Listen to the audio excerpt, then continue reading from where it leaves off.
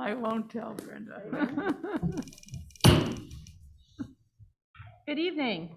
Tonight is Monday, January 10th, 2022, and I'm calling this meeting to order. The Orange County Schools Board of Education pledges to our families, students, staff, and the greater community to conduct our business in a courteous and productive manner, showing respect for fellow board members, staff, and citizens. The board asks its citizens to conduct themselves with the same courtesy towards all staff members and each other. As per board policy, Robert's Rules of Order will be used to conduct meetings. Following the Pledge of Allegiance, a moment of silence will be observed before we begin our business. Public comment will be held after the board adopts tonight's agenda. The board also asks that you check your cell phones and other electronic devices to be sure that they are turned off or on vibrate in order to avoid disruptions during the meeting. If you would, please stand and join me for the Pledge of Allegiance.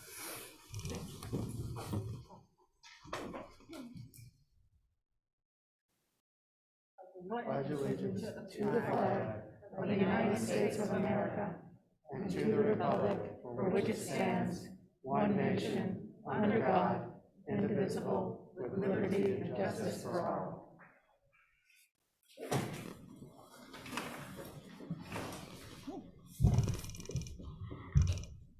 As we begin our work this evening, I would like to recognize that Orange County Schools was established on land previously settled by the ancestors of the Occaneechi Band of the Saponi Nation. This board has made a commitment to honor and respect the heritage of Indigenous and all members of our Orange County Schools community, to work to undo decades of racial harm, and to build to the best of our ability a community that fosters a sense of belonging for all of our students so that they may thrive and succeed. Please join me now for a moment of silence.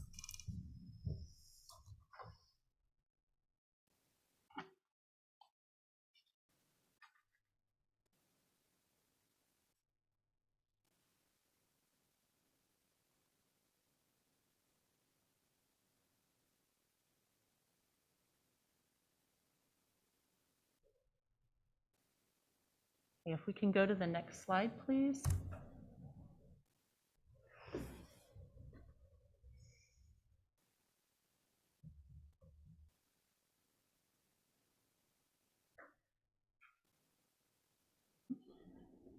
Orange County Schools vision, preparing every learner for lifelong service and success. Our mission: engage, challenge, inspire. Educating students in a safe, inclusive environment where we engage, challenge, and inspire them to reach their maximum potential.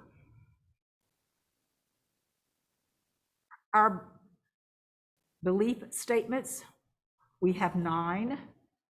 Value diversity, put students first, excellence in all we do, prioritize equity, provide a safe environment, serve the whole child, inclusive culture and climate starts with us, accountability, and collaborate to do great work.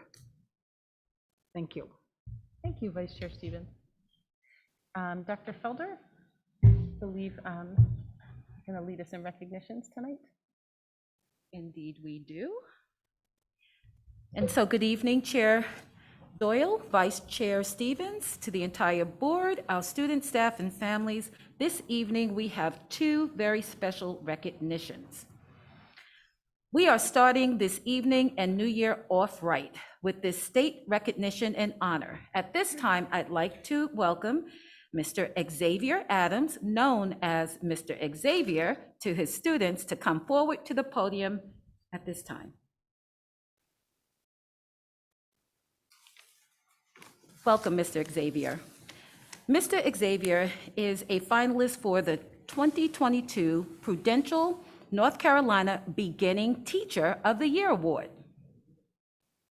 On December 20th, the North Carolina Department of Public Instruction announced that 27 teachers from across North Carolina were selected as finalists for the North Carolina Center for the Advancement of Teaching 2022 Prudential North Carolina Beginning innovation, and ability to inspire students to achieve.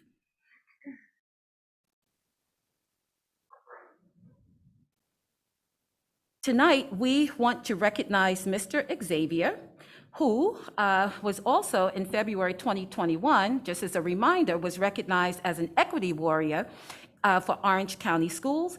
Mr. Xavier continues to excel in the classroom for the betterment of his Orange High School students. The winner of this year's Beginning Teacher Award and the runner-up for this statewide honor will be announced on February 17th. And I have a good feeling we will be inviting Mr. Xavier back because he is certainly worthy of this statewide recognition. So at this time, please join me in congratulating Mr. Xavier.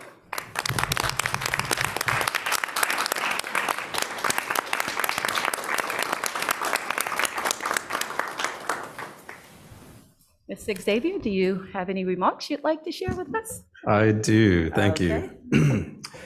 Good evening, everyone. I am both honored and grateful to be recognized by Dr. Felder and the entirety of our school board as the Beginning Teacher of the Year for both our school district and our region in North Carolina. As a teacher, I find it incredibly important to create a classroom environment that allows for all of my students to thrive. To do so, I constantly ask my students for feedback so they can participate in the creation of our community. In line with that practice, earlier today, I asked my students to complete an anonymous and free response survey about Orange County schools so we as a district can reflect on what our students want and need. The question that generated the most response to it was, quote, "If you could decide what students learn about in Orange County schools, what would you want them to learn?" End quote. Some of the responses importantly emphasize an education that is practical and helps students feel prepared to pay bills, manage money, and how to take care of their mental health. However, the students overwhelmingly focused on one topic. In fact, 17 of 35 students that chose to respond mentioned the importance of creating or preserving classes and curriculum that teach the, quote, "true history of the United States," end quote, in a way that welcomes the voices of marginalized people that are queer or people of color. In particular, one student said, quote, "I would want them to learn more about other cultures and different people they might encounter in life. Education and learning is one of the key factors to a more inclusive community and world." In conjunction with this quote, another student said that learning about parts of different people's identities is important because, quote, "words have consequences and can affect someone for their whole life," end quote. So as I stand here before you and as I represent the students of Orange County Schools, in particular the students of Orange High School, I would like to thank the school board as well as Dr. Felder and the amazing teachers that I get to work alongside at Orange High School that have kind of already enacted this vision of creating a more welcoming school community at Orange County Schools. And I would like to encourage us to further and deepen the work that we've already started. Thank you. Thank you.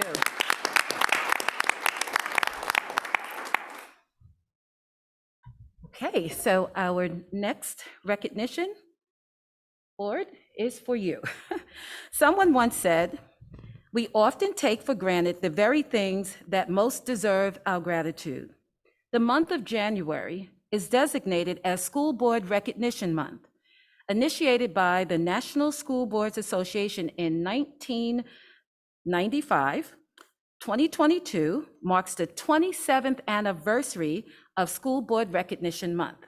So, Board, tonight, we want to express our sincere gratitude to all of you, the Orange County School Board of Education. As citizens who serve students and represent their communities, school board members face complex and demanding challenges. These last 2 years have been a testament to not just the students' and staff's abilities to adapt to their constantly changing environment, but also to our Orange County School Board members who work diligently behind the scenes to make the educational experience the best it can be for our students in a time when normalcy isn't always accessible.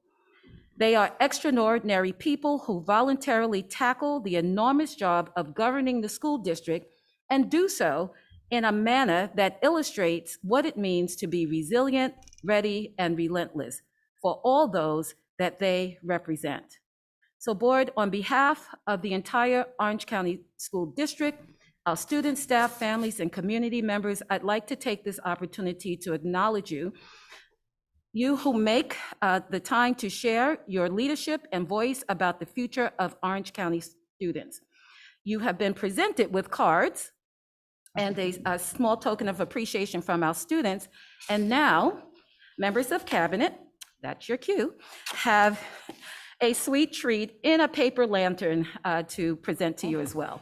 So thank you for leading and lighting the way in Orange County schools. Thank you. Thank you. Thank you. Ooh, so much. I can't wait Oh, to eat that's so this. lovely. Okay, Chair McKenzie, that concludes our recognitions for this evening. Okay. Chair Doyle. It was a little slip, but it was appropriately done so because I have the privilege of recognizing Mrs. Hillary McKenzie's leadership in chairing the Orange County Schools Board of Education from July 2020 through December 2021, right in the heart of the COVID-19 pandemic, which were very demanding times. And schools. Hillary, thank you for your service and example to us all. And I have the privilege of gift that Dr. Felder and I got for you. Oh, it's on behalf of the district. On behalf of the district. Can you open it? Okay, I guess I'll open it. Open it. No pressure. Aw. Very cool. It is a gavel. That will be very fun. I'm sure my children will also enjoy having their own meetings with this. Thank you guys so much. It has been an honor of a lifetime to serve on this board, particularly as chair. And this is something that really means a lot to me, that I will look back mostly fondly on that period of time. So thank you so much. Thank you.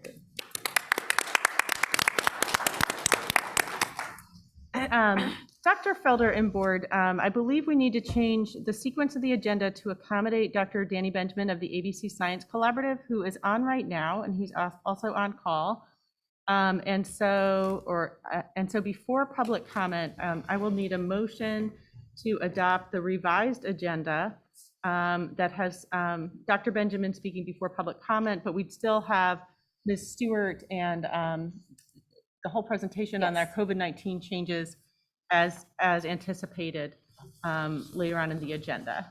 Yes, Ms. Hauser. Yes, and I'd also like to pull, before we adopt the agenda, I'd like to pull item 6E, the first reading of policies. It was posted at 4 o'clock today, which didn't give me enough time to look at them. So in respect for the work that went into them, I'd like to defer them to our next meeting. So again, I'd like to pull item 6E, so that, and yours change would be the. Okay, so in your motion, are you also including letting Dr. Danny Benjamin Absolutely. go It's before public cumulative. comment? Thank you. Okay, so that's a motion for those two things together. Do we have a second on that? Okay, all in favor? Aye. Aye. Anyone Thank you. opposed? Okay, great. So that was Ms. Hauser's motion, and it was Mr. Atherton's second. Correct. So with that, I believe I saw Dr. Benjamin up moments ago. 10 minutes off the meeting. Hey, can you all hear me? We'll see. Yes. You can't. Okay, great. And do you need for me to share screen, or do you all have my slides? And I apologize for my slides coming in at 10 minutes to 6. As the chair mentioned, I'm the attending of record for the Pediatric Infectious Disease Service, and it's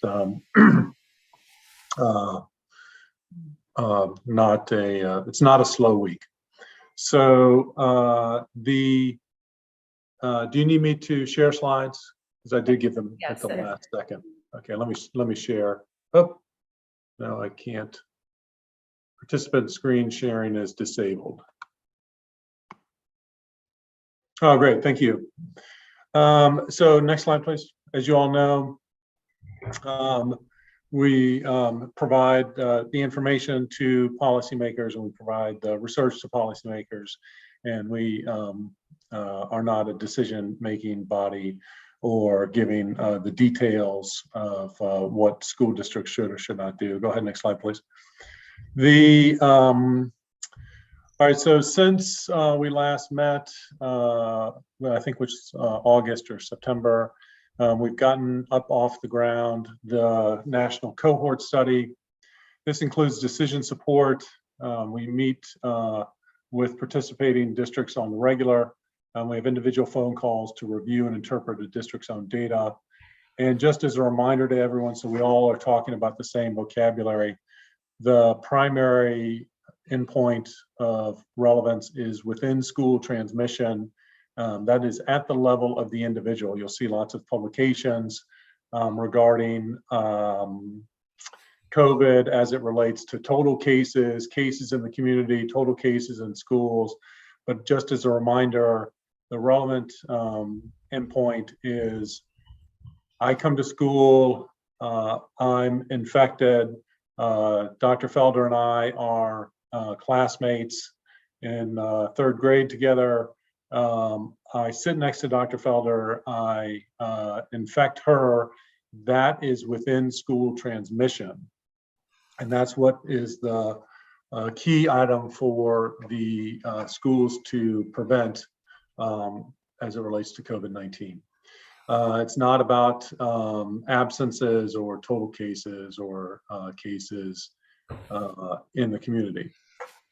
Now, this will eventually, this endpoint will become less and less important as we move to a more and more vaccinated / previously infected community.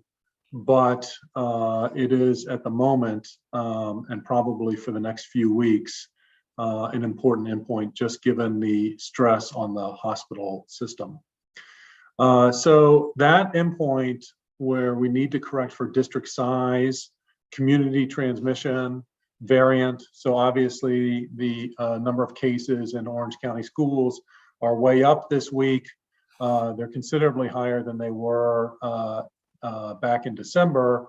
The within school transmission in Orange County public schools remains low. This is based on your own data for the time that you've had Omicron in front of you. And the ideal would be to directly calculate secondary attack rates. This is what we've done in Test to Stay, and I'll review some of those data for you.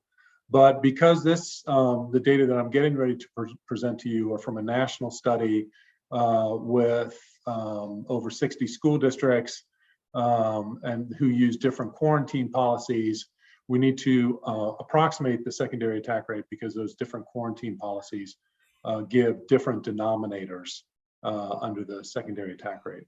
So you need to do, what we have done is a ratio of primary cases. Those are acquired outside of school to secondary cases acquired in school. We also looked at various exposures. So what were lunch policies? I'll cut to the chase on that. It seemed important to, in this study, which I'll get into some of the details here in a minute, having a lunch policy was important. Eating outside was helpful, but there was no optimal strategy at lunch that was superior. So just having a policy and obviously adhering to it as best you can as a district that includes some eating outside appears to be have merit. Quarantine policies did not predict transmission. This is one of the reasons why DHHS and the CDC, we've reviewed these data with both parties. This is one of the many reasons why some of those policies have been changed. We compared the DHHS policy that was a little less restrictive to the CDC policy back in September. Those two policies have now come closer together once the CDC has become more comfortable with the North Carolina data and the ABC Science Collaborative data. And then this cohort study provided the preliminary data for test to stay, and I'll also review test to stay. Go ahead, next slide, please. So the impact of masking, universal masking on schools. So again, the primary endpoints within school transmission, we approached 13,800 school districts throughout the United States. We're working with over 100 districts, 60 districts from 8 states, provided both primary and secondary cases. Not all the school districts were able to do the contact tracing necessary to do secondary cases. There were over 2,000 schools and over 1.3 million students, and they gave weekly reporting of cases in fall during fall of 22, and periodic policy surveys and updates. Lunch policy and quarantine policy I've already talked to you about. Masking was the main intervention. There were 40 school districts that had full masking. These school districts had all weeks of the period of observation with universal masking. Partial masking, these school districts had several weeks without masking and then went to masking, or they had several weeks with masking early in the semester and went to without masking. And they, as a district, made those decisions based on their own metrics. And then no masking, these school districts, another approximately 10 school districts went no masking for the entire period of time. The difference between full masking and no masking was an 80% reduction in the transmission of COVID-19. And the partial masking district, interestingly, had significantly fewer cases of within school transmission than the no masking. So there were clearly some districts that would look at their own data. They'd say, okay, we're ready to try this no masking or voluntary masking. We supported them in that decision. And then they would go for a few weeks, and then perhaps either that's how they ended the semester, or they could switch back, and it was entirely up to the school district. Typically, when a policy tended to, if you will, go sideways on a school district, it's something that the district could see in just a couple of weeks. You can see here along the X and Y axis, the observed primary cases and the secondary cases, and it takes much fewer primary cases to get an equal number of secondary cases if you are doing voluntary masking. I don't think this is a surprise to most of the folks listening. It is substantial. It is a substantial size study that's got both universally masking and unmasked students. Go ahead, next slide, please. So this is cluster data from NCDHHS. These data should be interpreted, I think, with a little more caution. We've cautioned you guys about interpreting data like this before, because it relates policies to reported clusters, and it's much more difficult to link individual risk to the intervention in this type of analysis. But you did see increase in clusters in mask optional districts compared to universal masking. Again, I wanted to just make the board aware of this. This is something that NCDHHS has released, and we view it as consistent with our national study. But again, these are the kind of data we encourage folks to interpret with some caution. Go ahead, next slide, please. So as a conceptual model, we are working with school districts that tend to be risk averse. And so they're doing things like masking outdoors. That's a small fraction of districts. We are working with a large number of districts, obviously, that have a mask mandate indoors, and then we are working with a considerable number of districts that are now moving to voluntary masking. And given that children, have access to the vaccine, we've been supporting them in the decisions that they've been making, moving between risk averse and risk tolerance, and have moved away from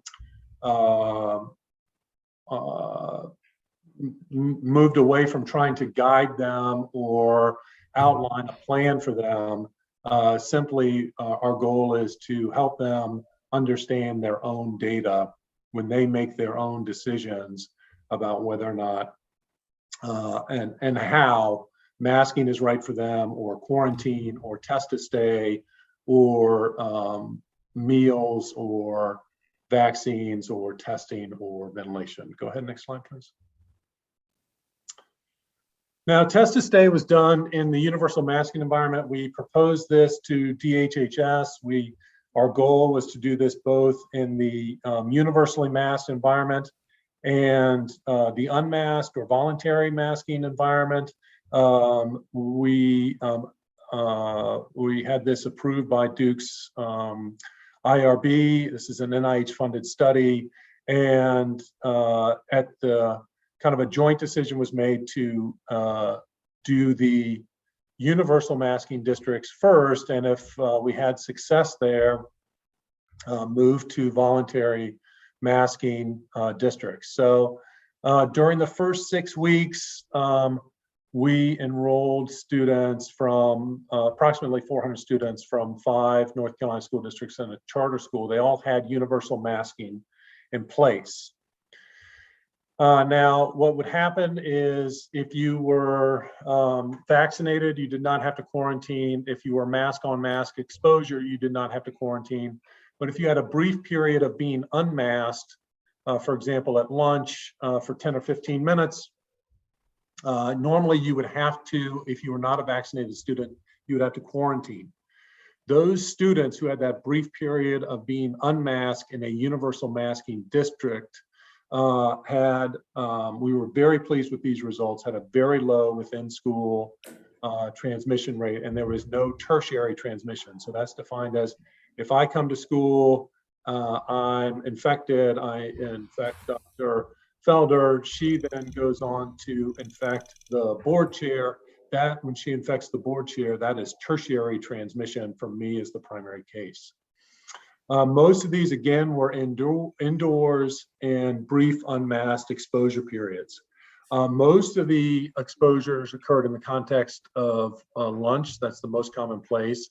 Athletics occurred for a small fraction of exposures, but accounted for a substantial fraction of positive tests. And the most important thing about this is that it substantially reduces absences from school of healthy children, simply because they are potentially exposed, simply because they're exposed to COVID-19.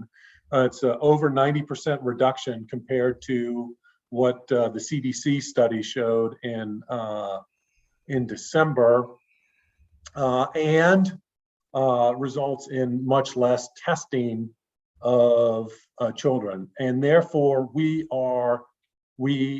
sought approval from the IRB, the Safety Committee, and DHHS to, at this interim analysis, we felt like we could open the study up to the unmasked districts.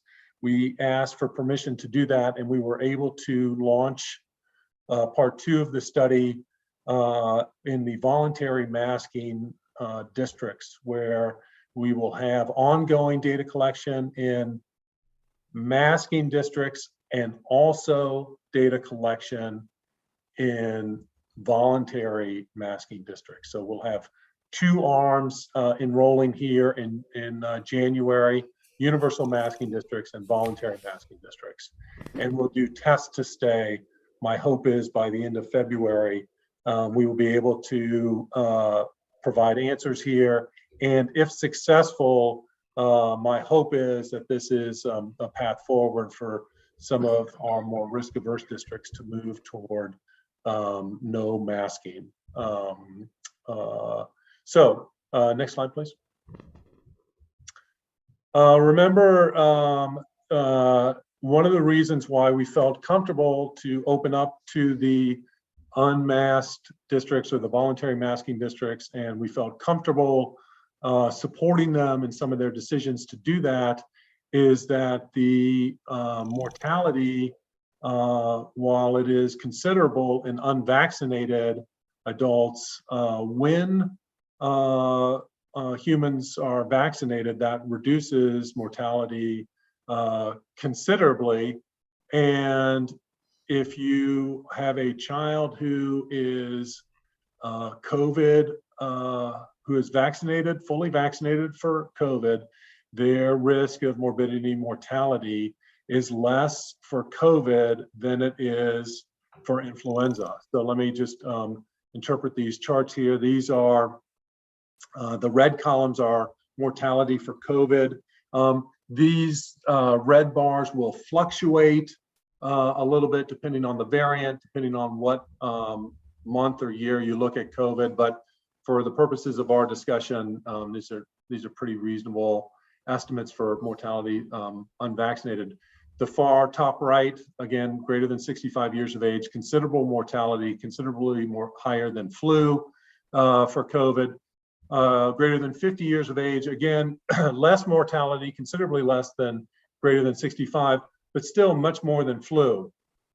Remember now, once you get vaccinated, you reduce that very, very close to influenza mortality, or perhaps better than influenza mortality, because of the powerful efficacy of the vaccines.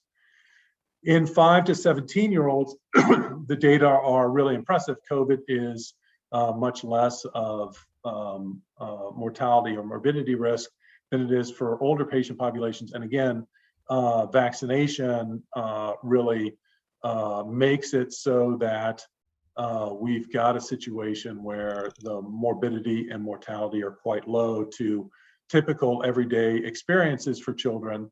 And it is based on that, based on the fact that families have the option to unilaterally protect their own children, that we have opened up, we believe ethically, studies of a pathway forward in the voluntary masking environment. And it's why we're doing decision support with those districts and helping them navigate that course.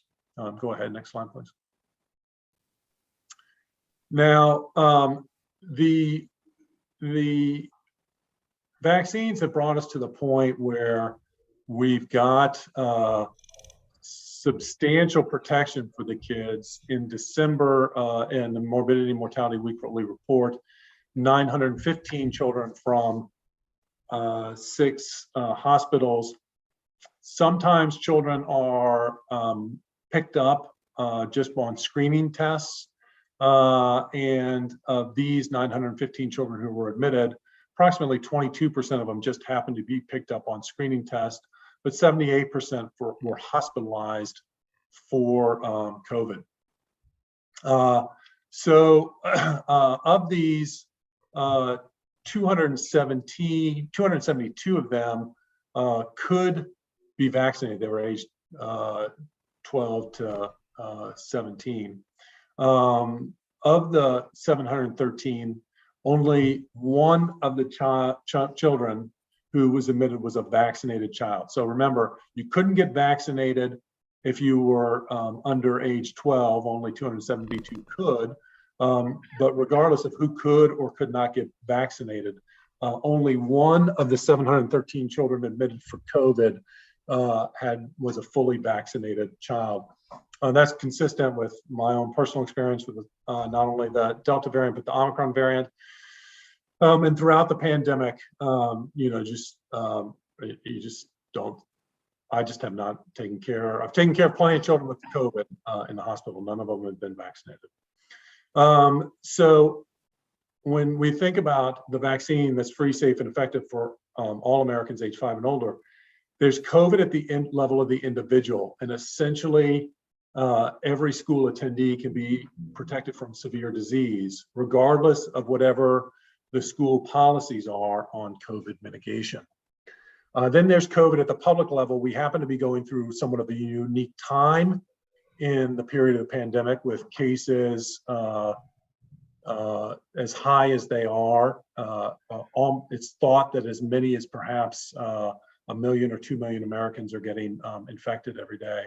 And during that time, in these couple of weeks that we're in the midst of, even though Omicron is probably less virulent than Delta, even though much fewer people are getting hospitalized when they get infected with Omicron, if Omicron is only 25% of the severity of Delta, but there are 10 times as many infections, the hospital systems are going to be stressed.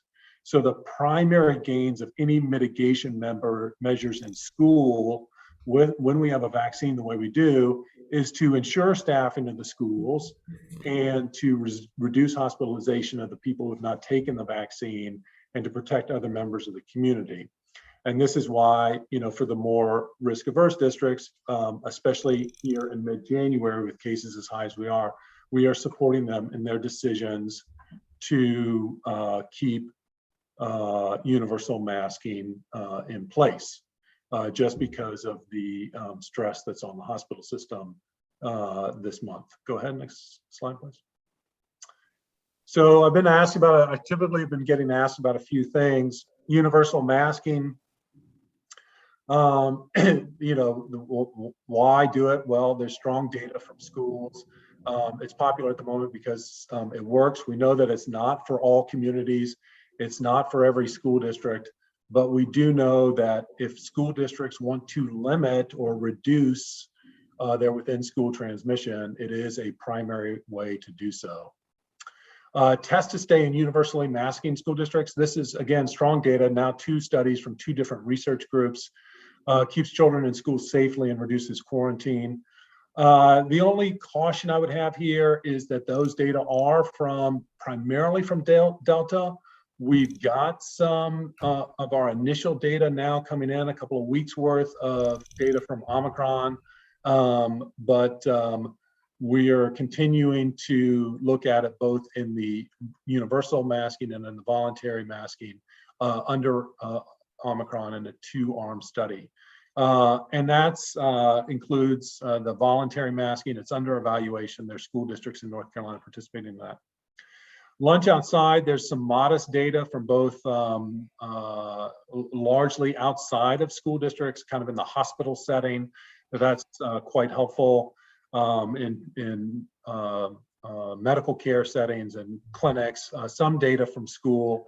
It very likely works, very likely helpful. Shortened isolation period after infection. Those data are modest. It's popular at the moment as it relates to staffing. It has the potential to have some COVID exposure because of the prolonged shedding that some folks have, but it is this is a big reason why the CDC has gone this way. I get asked about double masking. Here the data are, because of the concern about Omicron, and here the data are really pretty weak. It's based largely on laboratory data, and I caution schools around making more robust double masking a policy, just because you can sometimes have so much mitigation measures that they can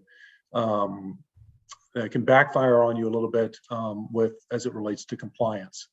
We do have a study that just started this morning on types of mask and double masking, and is there a difference in transmission?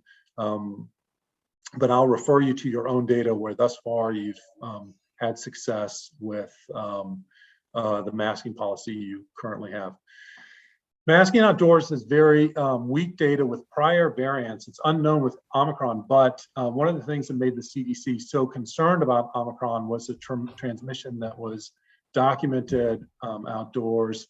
You can, again, sometimes you can maybe have a little, it's a balancing act for school districts around masking outdoors. It's clear that that transmission can occur outdoors with this particular variant. Weekly screening tests for students. This can sometimes be even counterproductive unless really focused well. And then I get asked about athletics. The data here are really, really modest and are primarily derived from outside of school. And I will tell you that we, during the ancestral variant, which was summer of 2020, the Alpha variant, which came early 21, the Delta variant, which you all will remember from the summer and fall, we were seeing virtually no within hospital transmission. We're starting to see a little bit of transmission at the hospital, but what tends to happen is that visitors will come into the hospital with their mask on. They'll go into the patient rooms, and then once inside the patient room, take their mask off and expose the patient to COVID.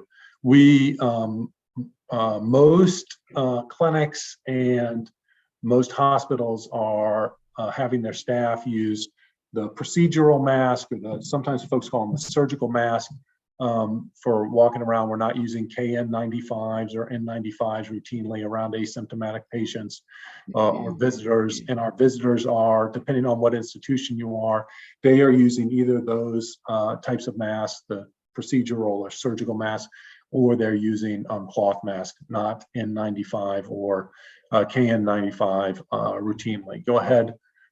Next slide, please.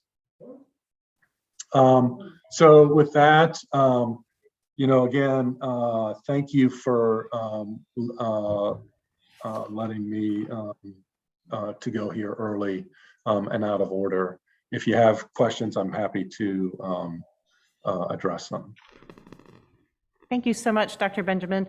Can you give us a sense of how many minutes you have before you have to dash so we can control our questioning a little bit? It would be great if I, could. I'll stay for as long as I can, and I would say 20 minutes would be awesome. But if we needed to, at 20 minutes the beeper turns back on. So at that point, if I get called, even in the middle of a question, I'll need to go. I'll have to dash. Okay, thank you so much. Okay, so board members, if we can be thoughtful in keeping our questions tight, who would like to start? Go ahead, Mr. Atherton. Thank you, Dr. Benjamin, for all the information. Mike? Is your mic on? I think mine's on. Let's test them. You have the light on there? Testing? Yeah. There's a light Is on. yours on? The light's on, but it's on. So Dr. Benjamin, thank you so much for all the updates and information. I did have a couple of questions. I have several, but I'll limit it so others can ask. My first is on the outdoor eating. I know you said there's limited data, but one of the questions I have is, one of the proposals that we have is no talking during the eating when it's outside. And I'd like to get your perspective on that. Inside, I get it, but outside, could you give any thoughts you have around that?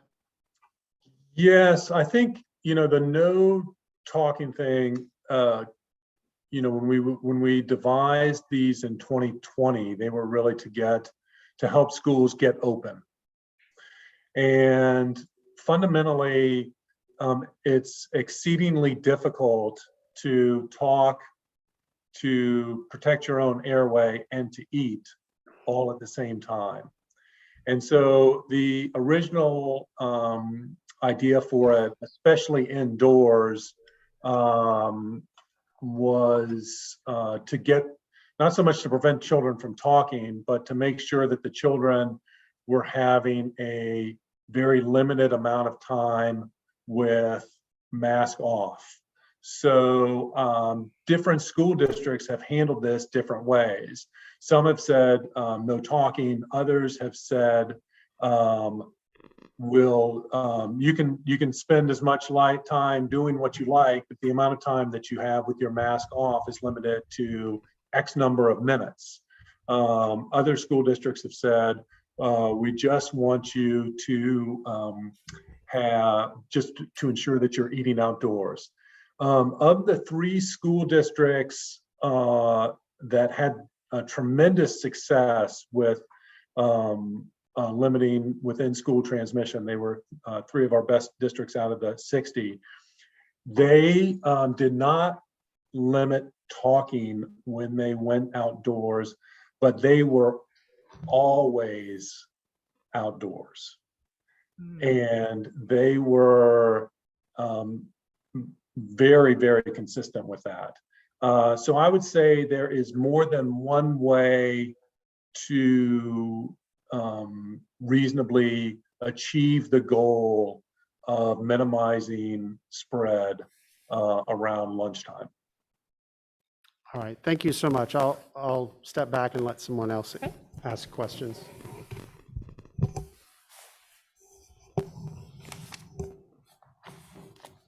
Ms. Smiley? Is my mic on? Just checking. Everybody I think can hear so. that? Yep. Yeah, okay, great. Thank you, Dr. Benjamin. I have a question about the shortened isolation period and the 5 days and folks returning after the 5 days. I have some concern. My understanding as it is right now is that the way that functions is that students or staff could come back to school after the 5 days and not necessarily have yet, there's no sort of testing requirement to come back at that point.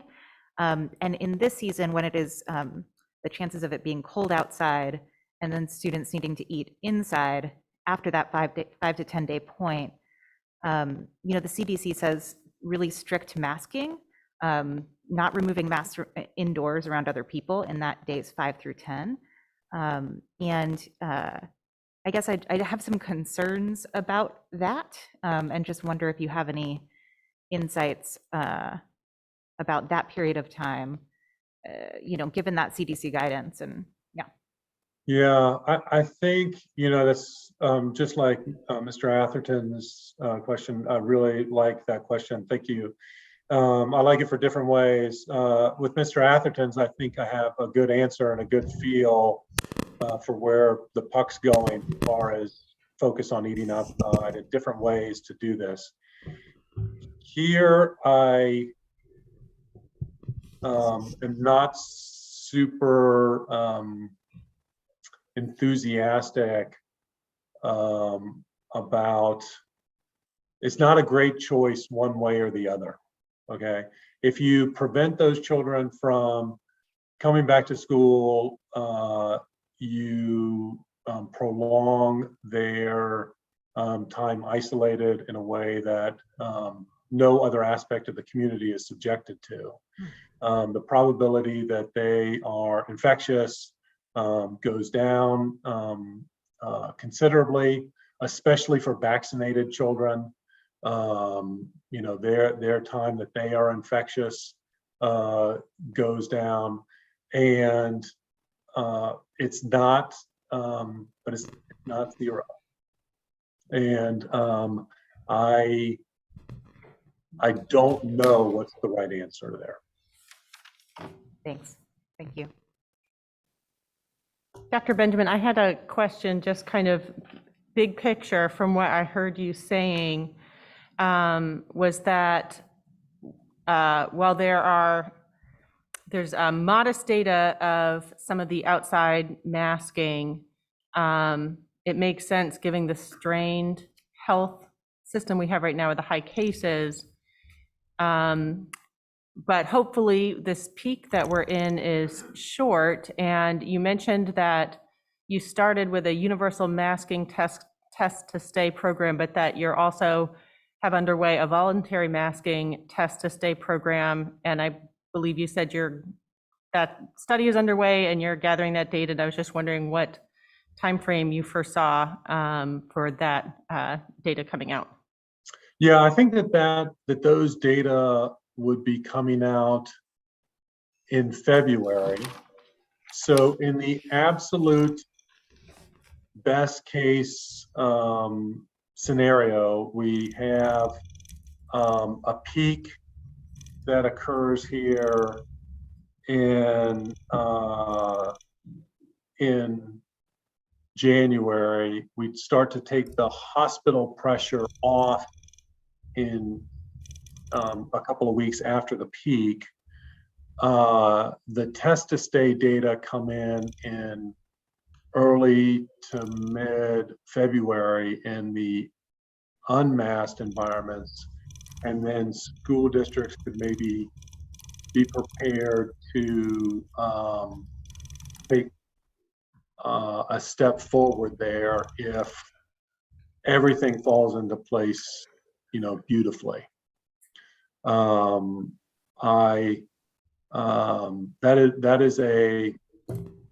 That would be a very, very optimistic pathway forward. I see a pathway forward for voluntary masking.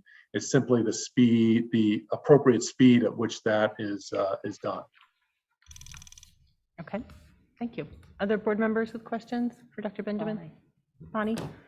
Yes, thank you, Dr. Benjamin, for coming tonight. I was wondering if you could tell us what the status of the research is on the severity around Omicron, because there was some indication that it was more of an upper respiratory infection, less lung, and then in the spirit of the severity, how does that influence your view on outdoor masking, risks of being outdoors without masks, especially with vaccinations readily available to everybody?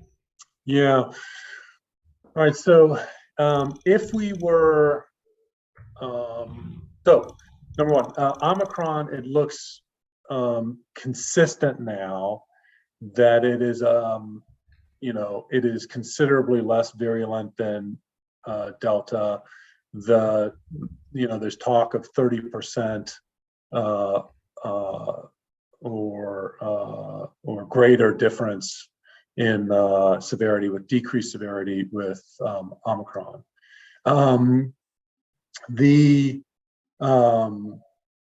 But it is the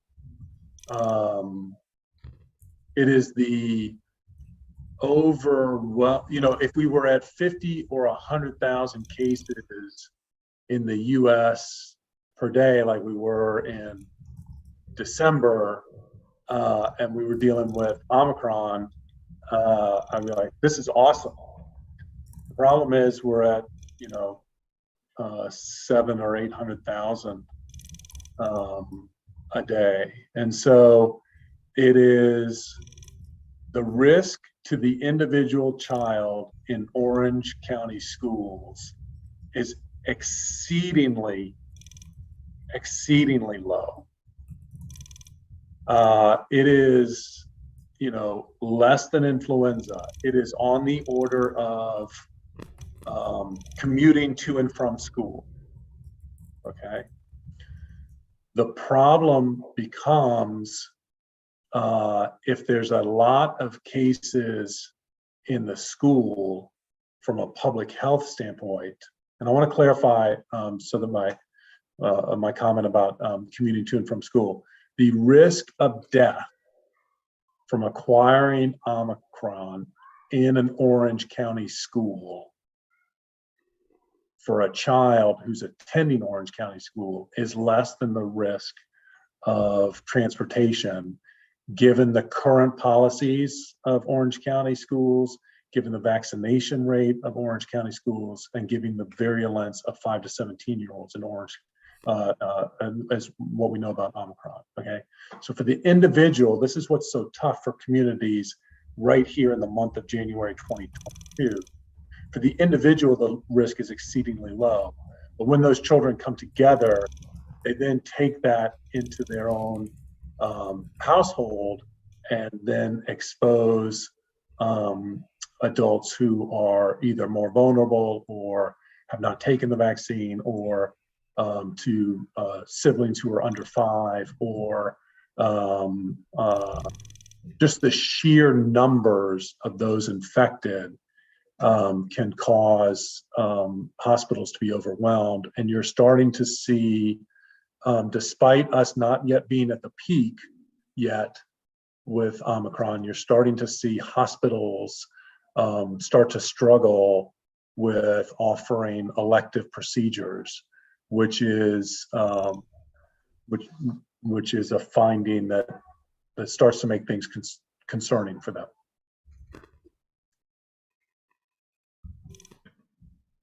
Okay. One quick point of clarification, Dr. Benjamin. You had mentioned that I believe you said roughly 50% of exposures happened at lunch, whereas 13 during athletic. However, that was exposures, but not positive tests. And so you're still seeing most positive tests come from athletics. Did I understand that correctly? So the most common place of exposure was lunch, but there was low transmission. Now, this was predominantly with the Delta variant.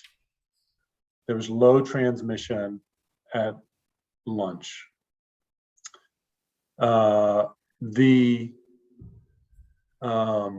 With sports, it was much less common for exposures to be there, but of the people who were exposed, it was more common for transmission, secondary transmission, to occur there. And this is consistent with the rest of the data around athletics, where it is a higher risk time for acquisition of infection than other parts of the school day. Okay, thank you so much. Is that all of our questions? Will? Well, I'll ask the other question I had is, one of the recommendations that we have, or we've looked at, was testing athletes twice a week that are not vaccinated. And a lot of the recommendations that I've read and researched on really was under the once a week testing. And I just wanted to get your perspective on the once a week versus twice a week testing. Right, so the once a week testing, most of the research is done there primarily because that's when states that were participating in the dollars that were allocated to those type of tests to move through a system at that amount of testing, that's how often they could test. So it was not a design like we did with the test to stay study. With the test to stay study, we said, okay, what's in the best interest of these kids? What's in the best interest of these districts? What's in the best interest of the community? We're going to test on these days, and we're going to buy the tests, and we're going to show whether or not that works. With the data that you're seeing with the athletics, it's much more of, hey, we've got access to tests once a week. This is what we are observing. Okay? Much different how thorough one can be in the study design. The problem with once a week testing for athletics is if they are competing twice a week, and especially if they have any periods where they're unmasked or unsupervised, for example, the back of the bus or the locker room or on the wrestling match or in the field of play, there's Omicron and Delta in itself moves fast enough that you should be testing on day of competition for those kids. But Omicron moves so quickly that it's even more so. Given that there's a real limited number of tests right now, and given that vaccination, although it is very imperfect with respect to acquisition of infection. Given that vaccination does provide some protection, allowing those vaccinated kids to opt out of testing to conserve testing is a common strategy. Okay, Thank you. thank you so much, Dr. Benjamin. Looks like Bonnie has one more. Is that our last comment or question? Okay. Bonnie, if you can. just real quick. The surprise in your presentation was around single-layer masking. And you could ask Dr. Felder, we've all been pestering her about doing more intense, doing KN95s or multi-layer masking, not double masking necessarily, but upgrading the masking in our schools. And it sounds like you don't believe that that's important. Let me untwine to make sure we have common precision in our vocabulary. Okay. There is double masking versus single masking. And then there are layers of, the density of the weave, or whether it's thick cotton mask versus a thin cotton mask. Okay. If we're talking about a very thin, not a very dense weave, but a very thin weave, what people sometimes call single layer, a gaiter, a bandana, a very thin mask that's almost see-through. Okay, with Omicron, those are not that's not a good plan. If you have a thick cotton mask, the kind of mask, that thicker mask or denser weave mask, for example, like the state provided back when the state originally was providing masks to schools, those are close in the laboratory setting to the surgical procedural mask, which is what we use in healthcare. We're not using KN95 masks to walk around and see patients. We're not double masking. We're not using N95s. I am skeptical that that one would see a difference in transmission between those types of masks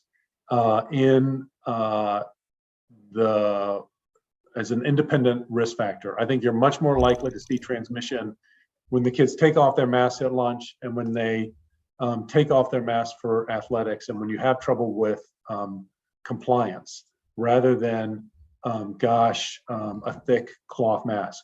Now, I'm open-minded to it, so much so that we immediately propped up a study in a week to get that question answered, and the first data collection started this morning. So I'm definitely open-minded to that. The drawbacks to the KN95 and to the N95 are multifold, and keep in mind that the data around differential virus in the air is from the lab. It's the predominant place where those data are coming from. Not so much real world evidence from schools themselves, or transmission or differences in transmission. And all of your options there are imperfect. The cloth mask, you get good compliance on. You can drive compliance easily over 90%. Your own data say that. Data from multiple different school districts in North Carolina say that. We've studied that. We've shown that. We've published that. With KN95s, they, first of all, oftentimes don't fit well, especially for smaller faces. Because of supply chain problems, you can often have fraudulent masks that you buy, especially if you're searching on price.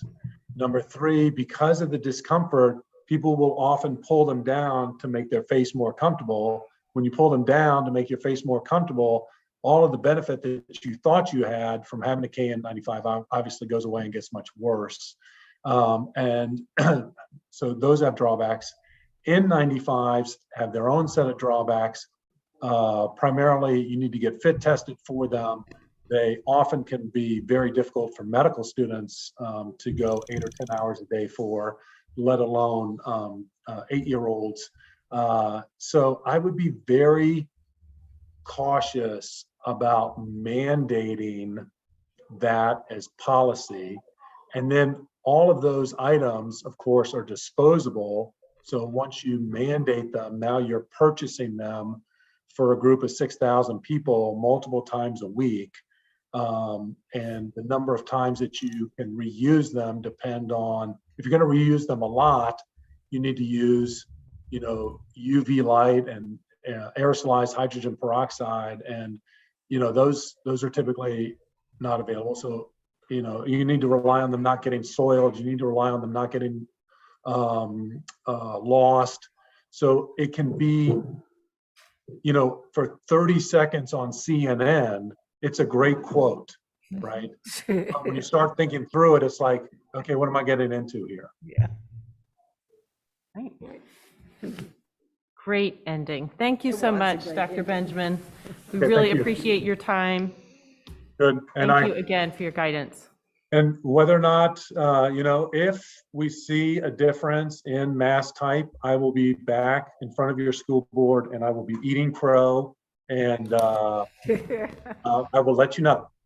Make you a lovely crow pie. Thank you so much. All right, fun up. All right, I think it's time for us to proceed to public comment. Okay, now is the time for public comment. And before I read this little opening statement, I think we had a couple people who were confused. We had two places to sign up on our website. We had a place to sign up to submit a written piece of public comment, but we also had a place to sign up to speak in person. And I believe we have one or two people here who emailed in, maybe used the wrong form, but are actually here and would like to speak. And I think we have enough time because we don't have that many in-person speakers. Am I correct with that, Ms. Stowe? Okay, great. So now is the time for public comment. After each speaker has been recognized, they will have 3 minutes to speak. The board will not have a discussion with any speaker. No profane or vulgar language will be permitted, nor personal abuse against any person. Any speaker that uses threatening language will not be permitted to continue. Public comment should not address any specific confidential student or personnel matter. Complaints concerning any specific employee or student are not permissible during public comment. Speakers must conclude their remarks at the end of their 3 minutes. I'll let you introduce the speakers, Ms. Stowe. That's okay?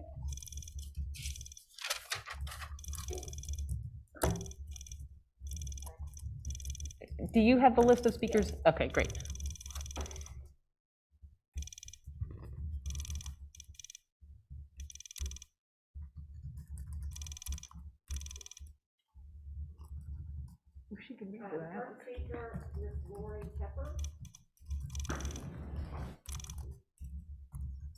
Hello, everyone. Can I take this off? No. No. No? You can hear me? Yeah, we can hear Okay. you. We can. Okay.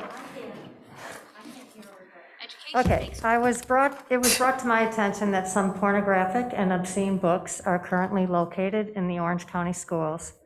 I'm sure you've already heard about these books because they've been in the news across the country. I have reviewed excerpts printed from 2 books, Genderqueer, a graphic novel, and Lawn Boy, a novel. I have a copy of the excerpts here. I have them printed that I want to submit, and I have extra copies with me if anyone sitting in this room wants to take a look. It made me sick to my stomach to even look at the images, let alone read the material. Genderqueer is pornographic, explicitly illustrates sex acts, including oral sex and masturbation. It is located in the adult section in the public library, so why would it be available for students in the school library? Images of sex acts is completely inappropriate and serves no purpose in a school or a classroom. Hypersexualized media is targeting our youth, and now I find that the elected school board allows it to take place in our schools. I did some research of the effects of pornography, and I encourage you to research the topic, and you will find how the effects, find this is a powerful drug that this can be on our kids. Wouldn't you rather have these kids read and think about what is true, just, honorable, right, pure, and admirable? Parents are fighting hard to raise their kids in this way, and it would help tremendously if the schools were their champions supporting their efforts. Lawn Boy contains countless obscenities, graphic descriptions of sex between men and children.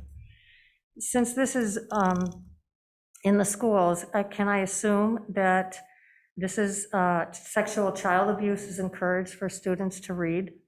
No child or teenager should be exposed to pedophilia, obscenities, and/or pornography in any school setting.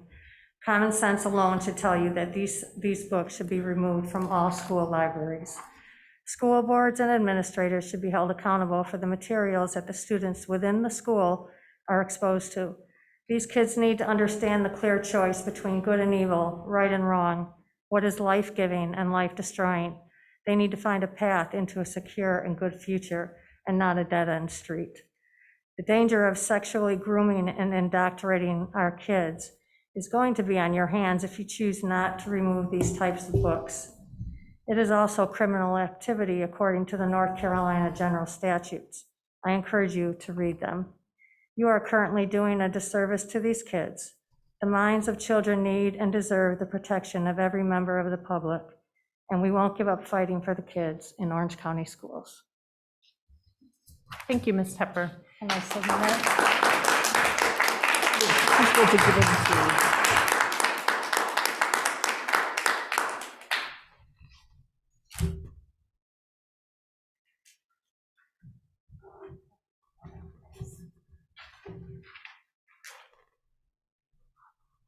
Mark Dutton. Thank you.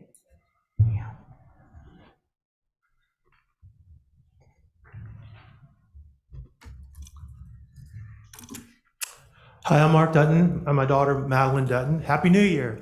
2022 is here. I hope you enjoyed your holidays with families and friends. As we look ahead to 2025 in public education, I want to take this time to publicly share some pure gems we have in our district. There are more, but I highlighted 5. Our principal at Orange Middle School, fantastic, hard worker, dedicated, a true professional. I recommend a salary increase for retention. My kids have had more principals than they have years in your schools. She leads the Chargers and seamless transition to the new name from my perspective. The Orange Middle School soccer program, these 2 coaches set the standard bonuses and awards. The Orange Middle School music program, specifically Miss Murphy, retention incentive recommendation from myself.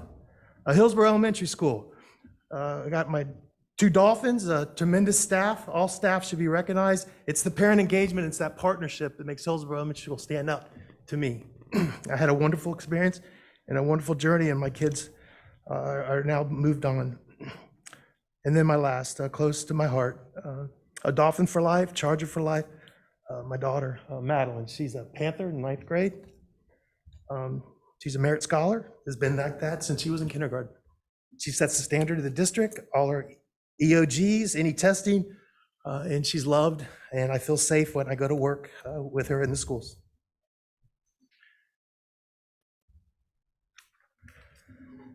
But I have 2 concerns that I wanted to share with you, and they surround the vaccine and inconsistency. If you see the soccer picture that I got back from middle school today, or it was yesterday, my son brought it home, no mask. I watched from the bleachers. It's inconsistent. When we went to play Chapel Hill schools, which I thought they'd be doubled up with masks, they had no mask. When Person County came down, they didn't wear any mask on our fields. So it's hard to tell my son when a teacher or an education or institution says that vaccination is 500% effective, and when I try to get a 2-way or crosstalk, I don't get anything for weeks, months. I've got the documents that I sent to the school system. So I started, and I'm coordinating with the health department on how CDC and syncs happen. I sit with Roy Cooper's, I serve in that area. So I see him coming in and out of the building. So I know the CDC and how the syncs happen because I sit on a different set, but I see how the system works. I've worked with Mike DeFazio. I reached out to him to get my answers. But anyway, we're looking to the Novak vaccine in 2022. So if you guys can consider that for my children, that's the vaccine that we're looking at. And I've done some extensive reading on it. But please consider that vaccine as it comes available. And I get alerts from that company. And the second one is the books. The books are in violation of policy 3210. Sorry, we're at your 3 minutes. Yep. I appreciate it, and I just wanted to bring up those two, was the books and the vaccination. I thank you. Thank you for your comments tonight. Oh, I have some documents to leave with Ms. Stowe. Okay. They're the statutes in violation and the sheriff department. And then I got the vaccine. And then they've got some wonderful articles on your students, scientists that have graduated, and what they saw in the district when they were here. Thank you, Mr. Dutton. The final speaker, Gretchen Schmidt.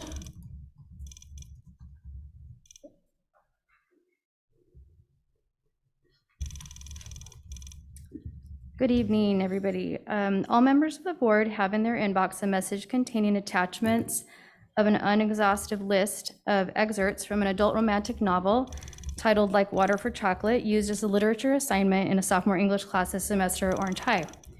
This novel, which has been banned from schools in a number of states, was chosen to teach magical realism and is the teacher's favorite book. The main character creates recipes which have the effect of an aphrodisiac over anyone eating her food. The story goes from one orgasm or orgy to another. Sexual fantasy is the experience throughout the whole book. I've read it. The teacher assigned this as a classroom read aloud with all of her students and her taking turns going around reading the whole book. My son, as well as other classmates, came home reporting feeling very uncomfortable in English with this content being read and discussed with the English teacher. Direct quote, "Mom, this book is not something you would want me to read to help me have a clean and good thoughts." That is when I obtained my own and read. Reading excerpts from the book out loud here would go against the stated board policy around public comment that was mentioned. Aside from the blatant, irreverent, illegitimate, and illicit sex scenes described in this novel, the message to a teen perspective, or even an adult, is that one has no power over their passion or desires, and that a woman should be lusted over as a sexual object. Let your physical passions drive you from one irresponsible disaster to another. As long as those desires are satisfied, all is well, because truly that is more important than honesty, integrity, one's commitment to another, family bonds, or anything else. So now the sophomores of this class are receiving an affirmation by an educational authority that these degraded actions and ideas are worth their thought space, time reading, discussing, thinking about, and testing on, and all of the tax dollars to support purchasing such literature. Aduwu Koikin said, "Never underestimate the power of thought. It is the greatest path to discovery." Exactly what thoughts does this teacher want these 14 and 15-year-olds to discover with this choice of reading? There are a plethora of appropriate choices within the magical realism genre. Norman Vincent Peale said, "Our happiness depends on the habit of mind we cultivate." This class spent approximately 5 weeks under the guidance of their teacher cultivating sexual fantasy in their mind. Let's actually put students first by saying no to the support of the porn industry and the distribution of materials to impressionable youth. Pornography and obscene exhibitions of sexual behaviors have been demonstrated by millions and brought now to the academic research level to negatively impact love and intimacy. Porn fuels sex trafficking, can become an escalating behavior, can hurt partners, gives billions in profits to the porn industry. Porn actually changes the brain. It can affect the brain like a drug, promote sexual violence. It normalizes sexual objectification. When distributed from an educational or parental authority, it increases the likelihood of youth to seek additional and increasing activity to addiction. Thank you, Ms. Schmid. We're at the end of your 3 minutes.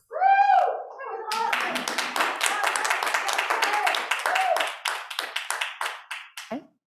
Is that our last speaker, Bistow? Okay, thank you. And now we will proceed with board comments. Vice Chair Stevens, do you have any comments you'd like to make tonight? Well, yes, my mic works. Well, I'd like to say that, thank you to Dr. Felder, because we have a handsome new logo. It's very attractive. There's so much that you can see in it. But I'm bringing this up because if we haven't already, Dr. Felder, I'd like for us to make certain that it is protected. Protected in that we don't want to see it on other people's signs or on vehicles or on whatever. It's just important to protect our logo because it's ours. Thank you very much. Thank you, Ms. Stevens. Ms. McKenzie, do you have any comments tonight? No comments this evening, thank you. Okay. Ms. Smiley? Sure. First, I just want to thank all of our staff who are working so hard through the hardest of times. Just wave after wave of this pandemic, everybody's going above and beyond right now, and I just want to say thank you. I am asking that the district make high filtration N95s or KN95s or KF94 masks readily available to all staff members and families who want them. I am not suggesting that we make that a requirement of policy that people wear them, but I would like us to make them more readily available to people. Well, I'm sorry, what did you say? The Make- high, the make- high filtration Oh, masks, okay. so the All right. N95s, Yes. KN95s, KF94s. Okay. So in the last update to the board, we heard about how the OSHA respiratory protection program requires fit testing and a medical clearance and proper instruction, which makes it sound like we're not taking advantage of OSHA's mini respiratory protection program. And so I'd like us to look into that. That program is a response to this pandemic, and it's intended to make it easier for employers to provide these types of masks to staff members outside of the situations where they're required to wear them as part of their job, just to make it a bit easier. So in that program, the mini program, it doesn't require a fit test. It doesn't require the medical clearance. To me, this is really an equity issue for students as well. You know, the Orange County Health Department website says, use the best quality and best fitting mask you can get, especially in higher risk situations.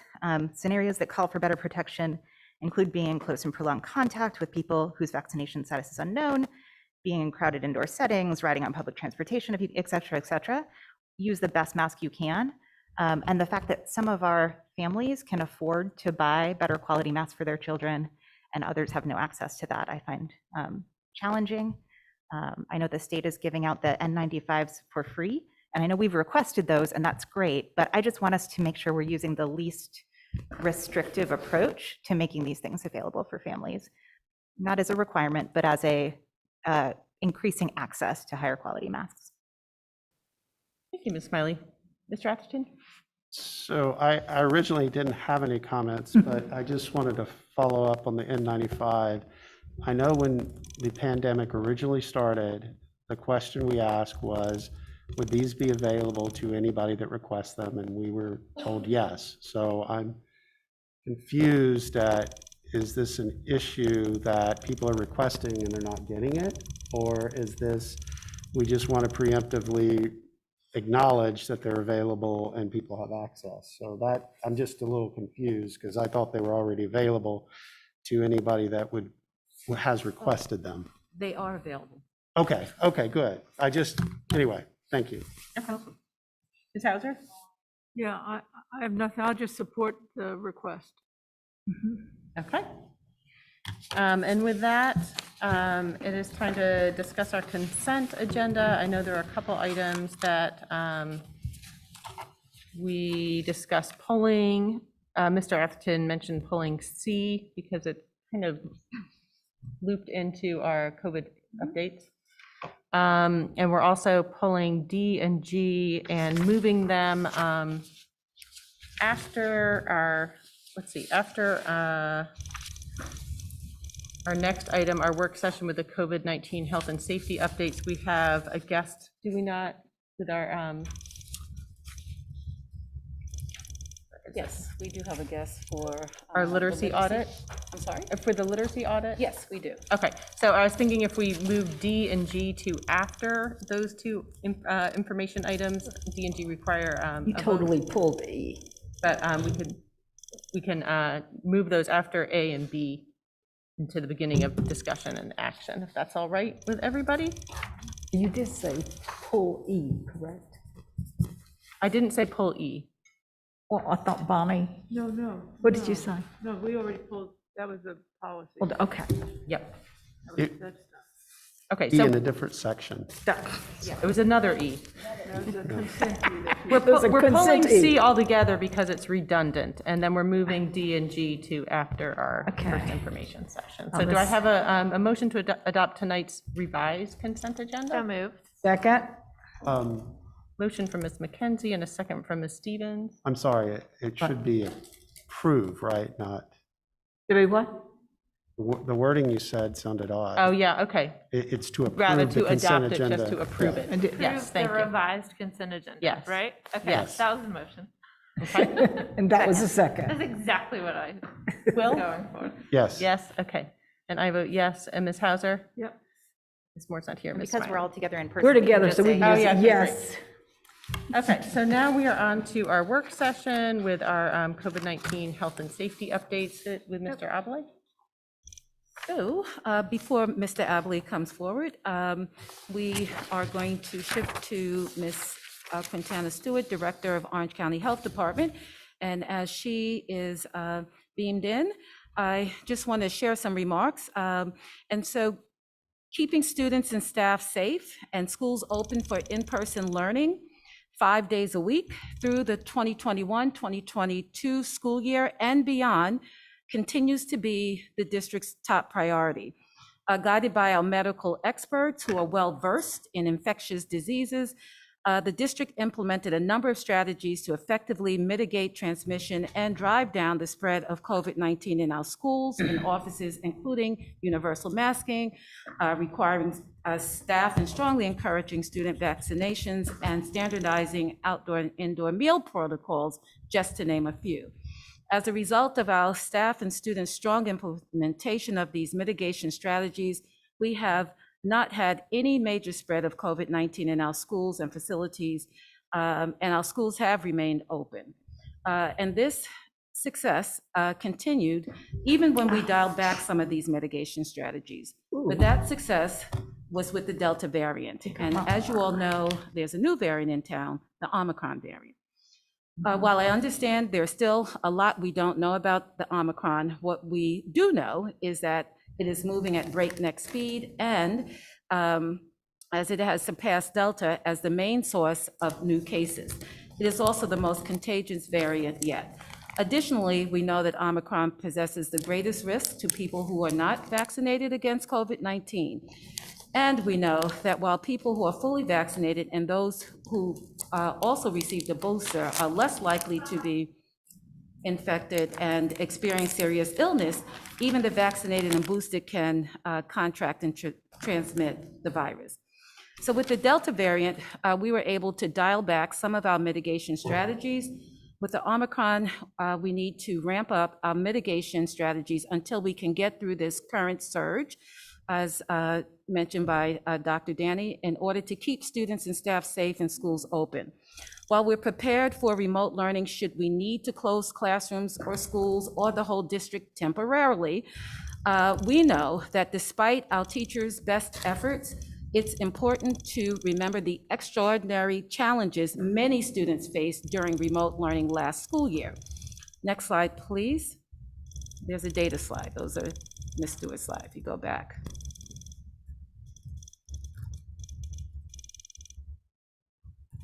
Yeah, there we go. So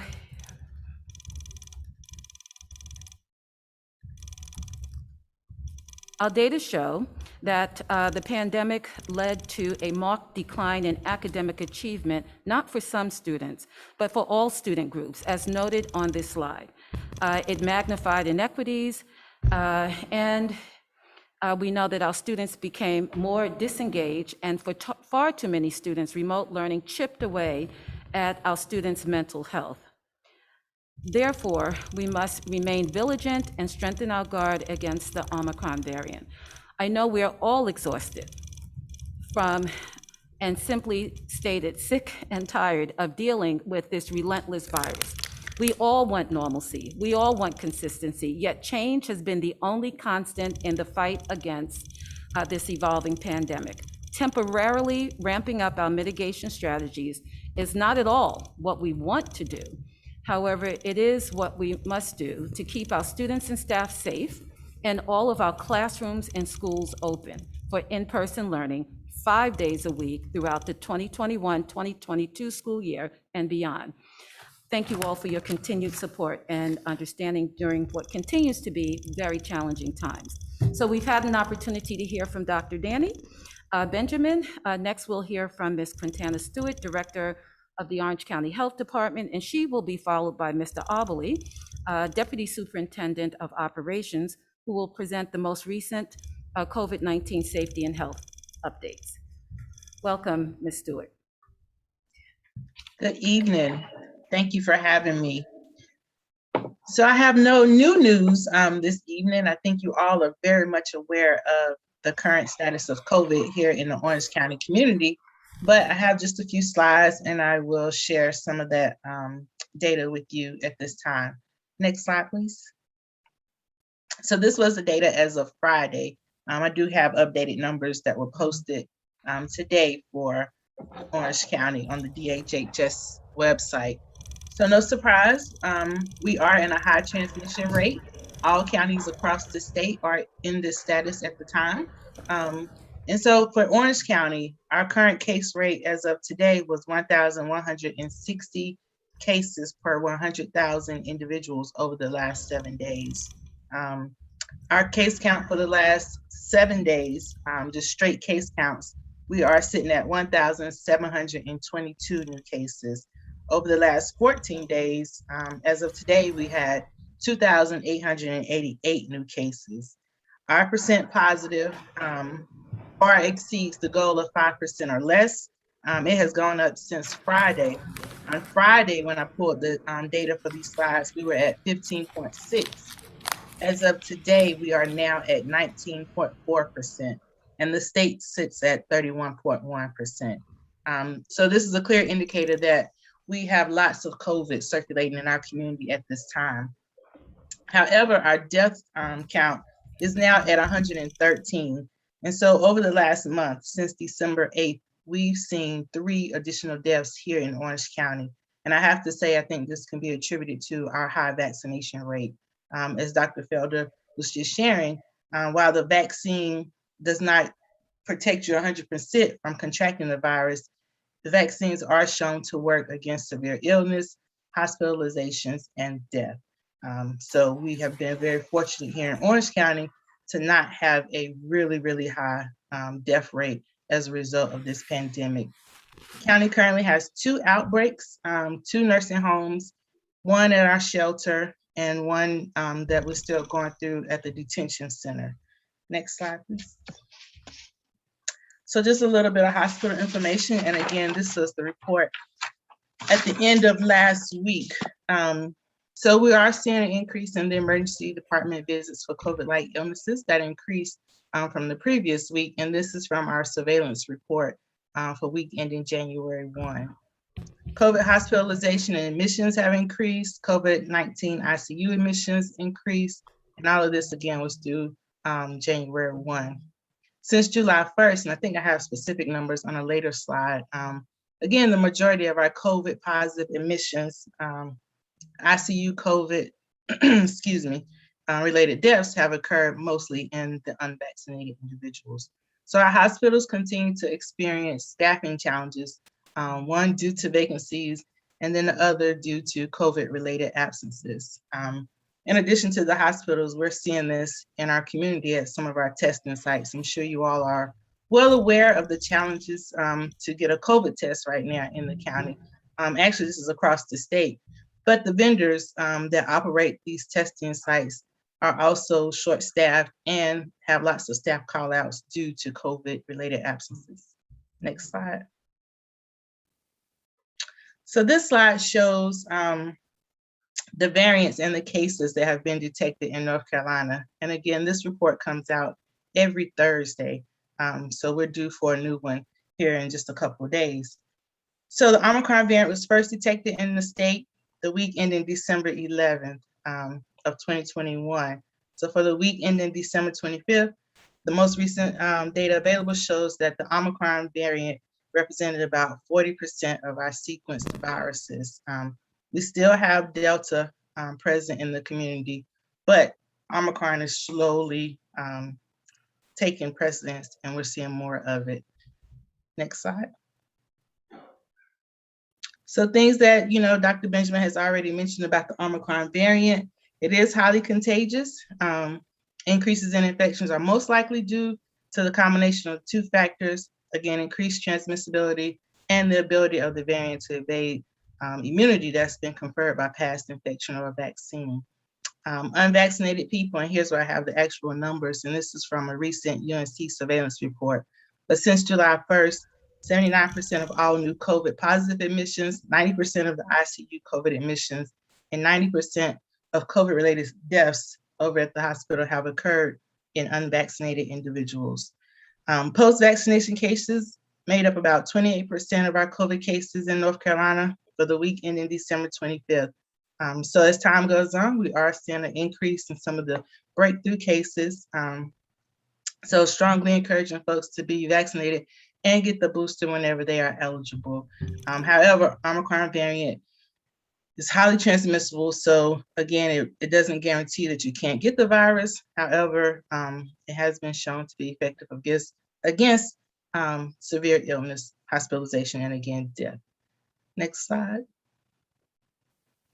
So I thought I would just share some updates on our vaccination rates here in Orange County. We continue to be #1 across the state with our vaccination rates. And so as of Friday, and it didn't change much, I looked at it today too, 75% of our population is fully vaccinated and 78% of the population has received at least 1 dose.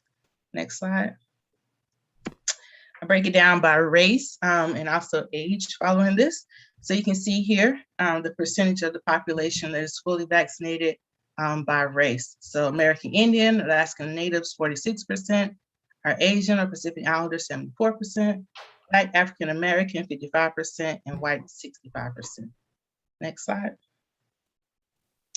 And then again here with ethnicity, we have 72% of our Hispanic residents that are vaccinated, and then 67% of our non-Hispanic community vaccinated. Next slide. And here's the one where we break it down by age. And again, this shows the percentage of that age group that is fully vaccinated. So let's see, for the 5 to 11-year-olds, 53%, 12 to 17-year-olds, 75%, and so forth. But I know you're probably most interested in the school age vaccination rates. Next slide.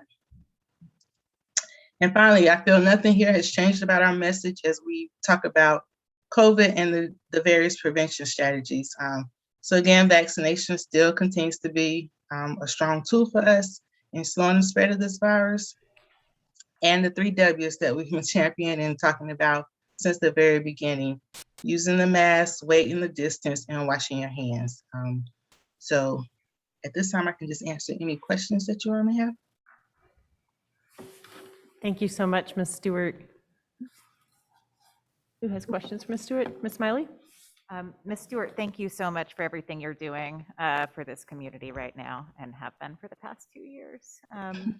My question, you mentioned the difficulty in getting a test with some of the vendors, and at some point over the past week, I went on and tried to make an appointment, and there was nothing available all of January. And so I wasn't sure if that was like a glitch with the system, or literally they're not able to operate in Hillsborough right now, or are they all booked up? Do you happen to understand sort of the general status of testing availability in So we have multiple things going on with our Hillsborough site.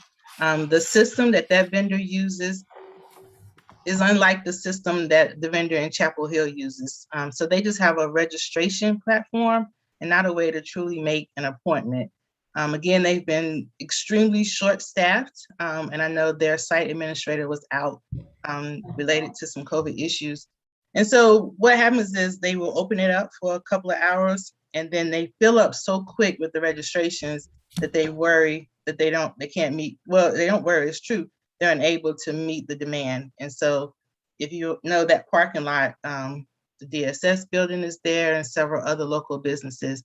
And so the parking lot then becomes extremely full and packed, and we start to back up traffic in town. So they've had several instances where they've had to ask people to leave and maybe come back and try it again later. I will say I have a call set up with the administrators from this vendor and with our state liaison that actually manages their contract first thing tomorrow morning. Thank you so much. Mhm. Mr. Atherton? Ms. Stewart, thank you so much for your time tonight and continuously giving us the data. I just had one question. You know, we've been talking a lot about Omicron and how contagious it is and the concerns around it.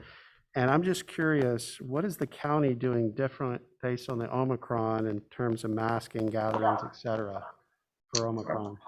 Right. So at this time, and I have some more meetings scheduled with our elected officials, as you may know, who actually sign off and make those local mandates.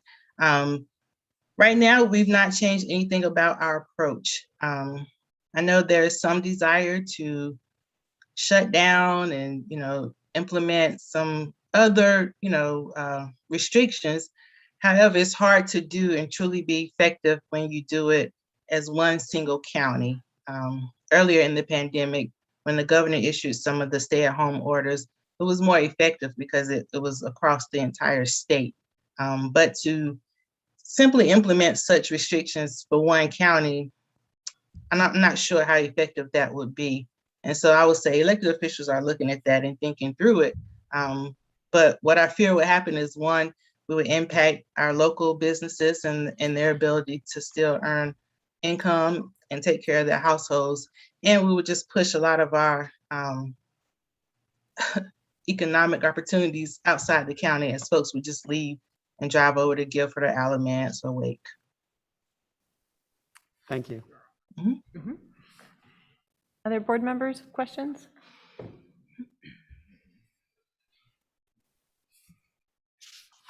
Okay, thank you so much, Ms. Stewart. Thank you.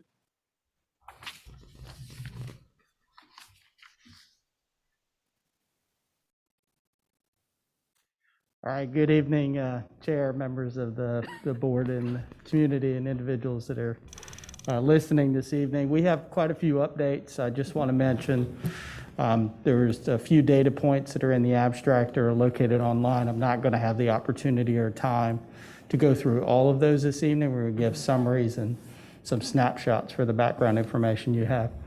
I did want to mention to the comment in reference to testing and testing site availability. The Orange County Schools have been partnering with the health department and other agencies to provide not only booster clinics or pop-up clinics for shots and vaccinations. We also have done testing events as well. We have two we're going to announce here this evening, and we'll be sending flyers out to our schools this coming Saturday at A.L. Stanback Middle School and at Gravelly Hill Middle School. From 10 a.m. to 4 p.m., we will have drive-through COVID-19 testing, not vaccination, testing, that will be available on the weekend. And so we did want to ensure that we're providing assistance and support and help by having the space, and most of our staff will be providing assistance with that with our nurses and other folks from operations. So I did want to mention that we do have for the community in our schools. We know it's a long weekend. We know as schools open back up on January 3rd, there was a rush to get testing, and we're trying to help as much as we can by partnering and providing additional testing opportunities. And again, that's A.L. Stanback, Gravelly Hill Middle School, 10 a.m. to 4 p.m. this coming Saturday. A few things I wanted to start out with. One is the Senate Bill 654, our monthly mask face covering mandate for review. As you heard this evening, we've continued to have our universal masking indoors. We certainly have exposure points and risk outdoors as well when students may be outside. Obviously, when they're eating, they're going to have the mask off for a limited period of time.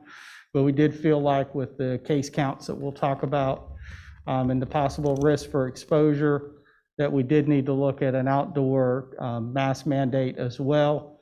And so we are recommending that we have the universal masking indoors and outdoors. The second reason for that is with the new updated guidance. December 30th, there was an update to the Strong Schools Toolkit. You know, we use those recommendations and guidance. There was an update on December 30th. There was an update to the Strong Schools Toolkit on January 7th, which was last Friday, and there was an update today to the Strong Schools Toolkit. We are still in the middle of a pandemic that is ever changing, and we're adapting and reviewing the guidance as soon as it's made available. Part of the guidance with students that are under quarantine, with what was mentioned earlier about if they quarantine for 5 days and they come back, there is an additional requirement in some cases to have universal masking for those individuals for an additional 5 days. Well, when you have outdoor masking that is not required, now all of a sudden we're identifying the individuals who were under quarantine and are still under 5 days of having a mask requirement. We do feel like that's going to cause an issue on campuses to try to monitor and review who needs to have a mask on and who does not need to have a mask on for those additional 5 days.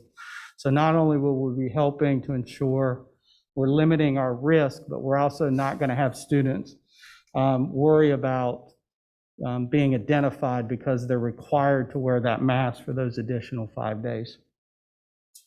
So a few data points we wanted to discuss and go through. You already heard about the transmission rates from the health director. As you know, this data, as soon as we make it available, it's already outdated. But we did want to also provide, based on last week, the number of staff that was out of work and the number of students that were out of school. Now, keep in mind, we were out of school 2 days last week due to unexpected inclement weather. So we were only in school for 3 days for the week. The staff vaccination rates, Ms. Joyce Hatcher is going to just talk through and walk through the updated staff vaccination rates, and then I'll talk some more about our student vaccinations.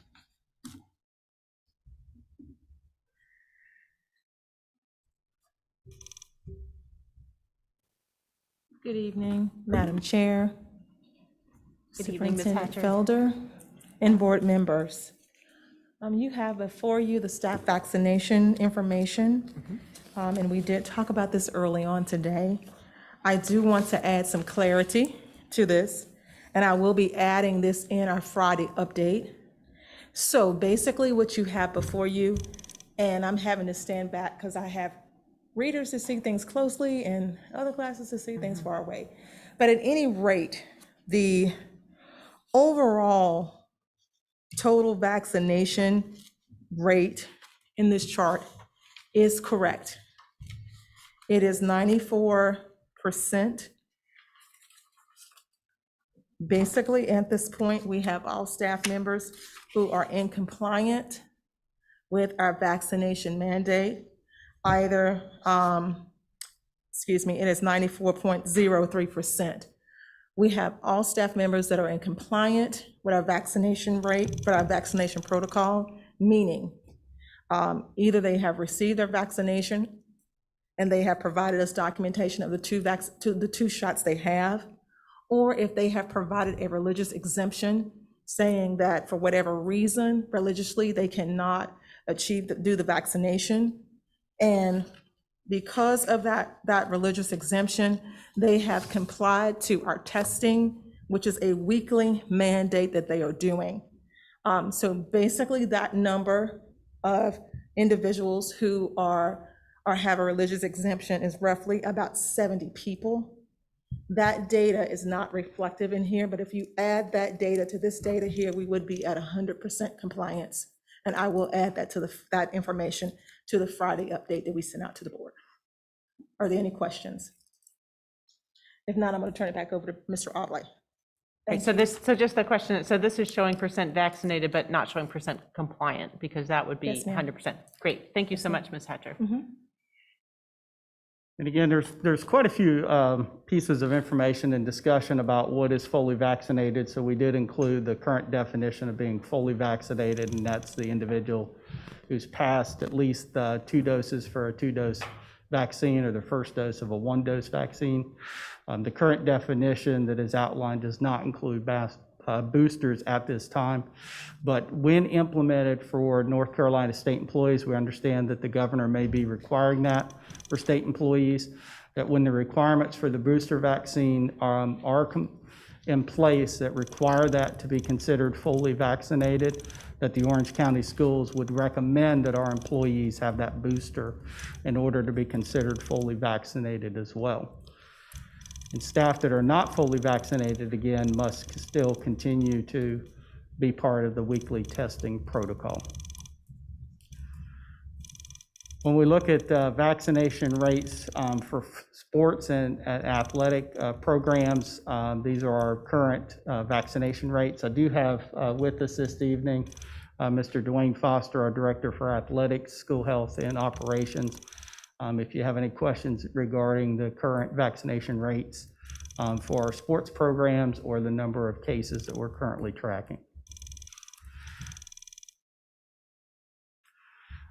Before I get to the in-school testing program, I did want to just back up and talk a little bit about our in-school rates and data, which is in Assembly in the information, because I think this is relevant to the conversations both by Dr. Benjamin and from Ms. Stewart as well.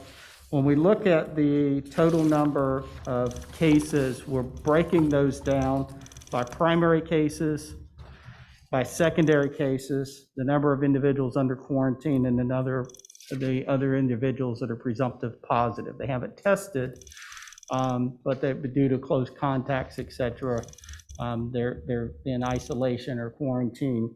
And so those presumptive positives that we track as well for those that could become positive cases in the future. When we came before you on December 13th at the meeting, we had 183 elementary students that were presumptive positive. We're currently at 97 that we're tracking from last week. We had 36 students in quarantine. We currently have 64 at the elementary level. We had 12 primary cases on December 13th. We now have 63 student primary cases. For our middle schools, we had 7 primary cases on December 13th. We now have 38. We were tracking 1 secondary case. We do not have any at this time at the middle school level. We had 9 students in quarantine. We now have 22. And in December, we had 51 presumptive positives, and we're at 57 at this point in time. At the high school, for the students' rates, when we came in December, we had 9 positive cases that were being tracked. We now have 67.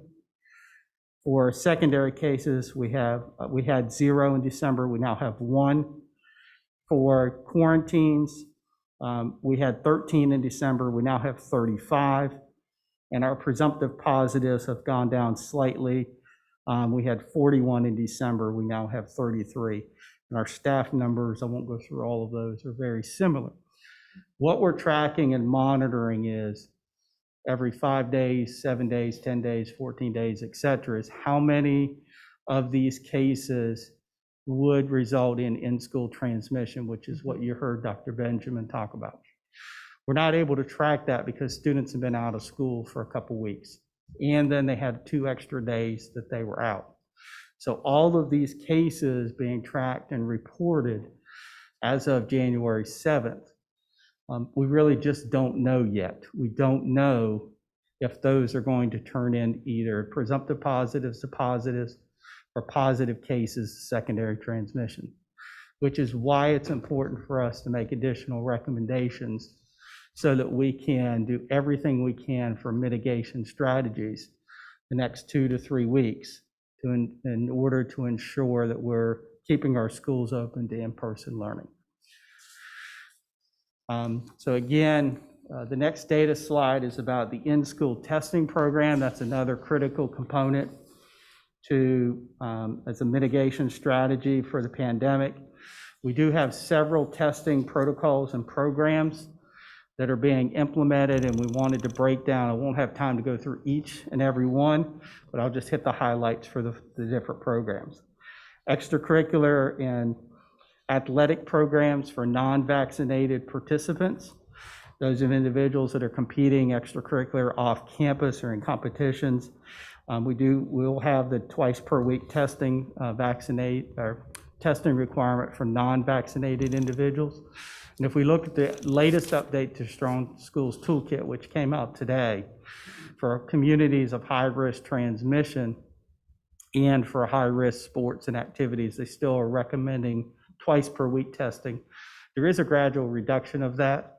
And so we would have to look at that as we move forward. You heard what Dr. Benjamin said about the availability of tests now, but we are still recommending the twice per week testing. Employees that are non-vaccinated, again, you know about that. We are still requiring those employees to test weekly. Employees upon initial entry or hiring within the district as part of the certification process, the medical providers have to sign off. They don't have TB, they don't have contagious diseases, et cetera. COVID-19 is part of that. The Test to Stay program for Mass districts, we are going to be participating in this. And this will provide an opt-in opportunity for parents if their students have been identified as needing to be excluded because they don't have symptoms, they haven't tested positive, but they would be excluded because of a close contact case, then they're allowed to stay, they're allowed to remain in school so long as we do testing on them. And this is, again, is opt-in testing from the parents, allowing their students to participate in the testing program. We do have a company, a vendor that has a unique, different approach. And so for this testing program, we'll be using cheek swabs. And that technology allows us to implement testing in a little less invasive manner. We have our trained adults and individuals who will be guiding the testing program, can actually watch and monitor, especially for our secondary students, for our younger students. We can have the parents do that while they're picking up the child or bringing the child back. And so it just makes the administration much easier to implement. And then one of the items they'll also be looking for as part of that PCR test will be looking for flu as well, which is an advantage of doing this type of test. And so that Test to Stay program, there is additional testing requirements. Again, we'll do it at the initial time that they normally would have been excluded, and then we'll test over the course of that time period through day 10 in order for them to remain in school. Again, if they would come up positive or they would start to show symptoms, then they're no longer in the Test to Stay and they would be required to be in isolation or quarantine. The next program is our diagnostic testing. Now, this is a little different. You know, at the beginning of the year, we talked about testing and said we would not be doing diagnostic testing, but you heard tonight about the difficulties in the community in finding appointments to do testing when you either have symptoms or you believe you're been exposed and you now have COVID-19. And so being able to provide diagnostic testing on our campus will help and assist out our families. So if a child is being excluded because they have symptoms, now the process would be the school nurse would advise the parent and advise them to go get tested. And then the parent has to take them to a community site, healthcare provider, or other place to get the testing and then wait for the results. We could now actually administer, with the parent's permission and the opt-in, the diagnostic test right at the school level and save them some steps in the process of knowing whether or not their child really does have COVID-19. And then our campus-wide screening, which was talked about, we do not have a project or anticipated timeline for any other opt-in screening across the board. This is what we call the Curious to be Curious group. You just think, you don't know, you haven't been exposed. There hasn't been a reason, to suspect COVID, but we just want to test. And so that's a program we would have to look at for implementation. And really what we're faced with, the challenges, is the staff in order to do the testing. Originally, when the Test to Stay programs and the vendor programs were announced by the state, there was a plan that there would be additional staff coming from the vendors to assist us. And that's just not the case. When we met with our provider last week for some of the pooled testing, where again, if all of you would do a nasal swab and we put it in a tube and we get that tube evaluated and it'll come back positive or negative, we don't get individual results for all of you. So when you do the pooled testing, they will send individuals to help assist with the pooled testing because again of the administration. But as far as doing individual PCR nasal testing, the vendors are not providing the staff. And so part of our proposal this evening is about how we implement that, and I'll share some more data and information. So what we're looking at is putting together comprehensive COVID administrative teams at the school campus level. For our secondary schools, that would involve the school nurse. It would involve a district staff member to help oversee and monitor the testing program on the school campus. It would also involve the athletic director or the athletic trainer, and then there would be a COVID captain identified on the campus as well. So it could be 4 or 5 individuals at the campus level. At the elementary schools, it would be the school nurse, the COVID captain that's identified at the school level, and a district support person as well who can help, again, oversee the program or follow up as a backup if needed to conduct some of the testing. And the reason that's important is because for us to do the lift to get the testing programs up and running, we have to have the individuals who are trained. Both companies, part of what you saw as far as the testing programs would be the state vendor for our athletes and for our employees that are unvaccinated. So, we would have that testing program, and then with our other vendor, the cheek swab type testing, those 4 individuals or 3 individuals would receive training from both companies, and then we would have very strict protocol to ensure the testing is completed in compliance with each of the programs. We also would be sharing results with the ABC Science Collaborative, and both vendors automatically by requirements would be reporting any of the results to the state, especially for those that need to be contacted because they have a positive result. So again, one of the things we talked about on this slide was the 5 days and the quarantine changes and the updates, and that was the major change to the December 30th Strong Schools Toolkit. Sylvia, do you want to talk or mention any information? I know there's been questions about quarantine, and so I'll let her kind of fill you in on the updates and how this is working 1 week back now from vacation.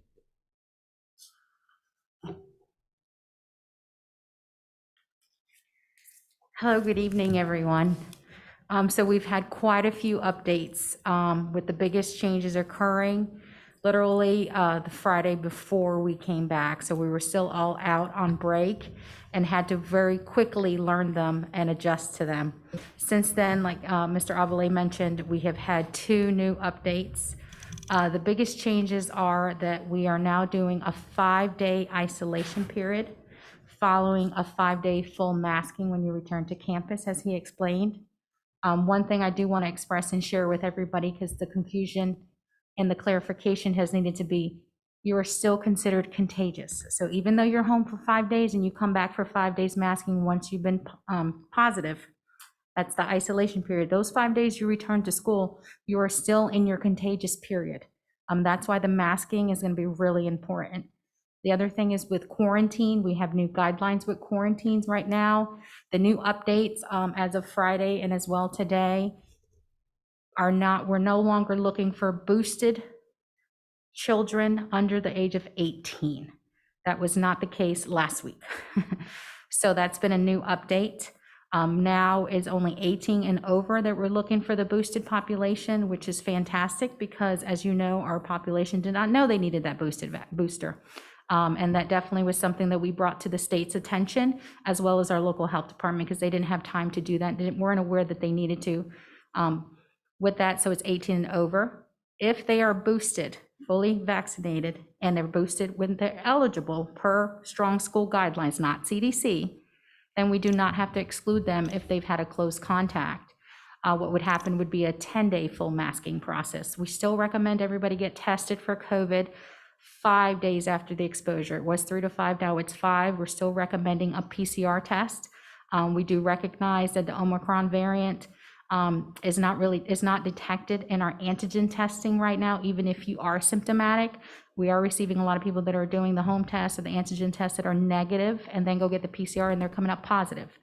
So that's something we're encouraging people not to even bother with the antigen test if they are asymptomatic. We still want us, if you're symptomatic, we say go ahead and do it. The quicker we know you're positive, the quicker we can get people home or isolate or quarantine if we need to. With that said, there is no clarification or anything that points in the guidance about household members. This is something that we get from our local health department. That's been a big area of clarification, as well as just making our public and our families aware. When you are a household member, close contact, which means you are exposed to somebody that's positive, the first thing we look at is your vaccination status. If you are fully vaccinated, the guidelines right now said you do not have to stay home and quarantine, but you would have to mask fully for 10 days. When that is a household member, that is 20 days of full masking. Right now, with the new changes with our school system, everybody's going to be masked at all times. The reason for that is every day that that person is in that contagious period, you are getting reinfected, re-exposed every single day. So the positive person can come back to school after 5 days. If you are somebody in the household that has to quarantine because of a vaccination status, you will stay home for 15 days. The reason is, again, you are getting re-exposed every single day that that person is in their contagious period. Their contagious period is a full 10 days.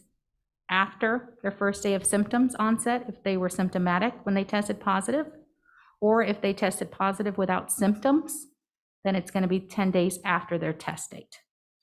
So the person technically cannot start those 5 days of quarantine until after their last day of exposure. I'm going to stop right there because that was a lot of information because I have more to say. Are there any questions on that part? Okay. Yes, ma'am. So if someone is test positive at home and they're isolated, do we consider that? Yes, we do. Okay. A positive is a positive.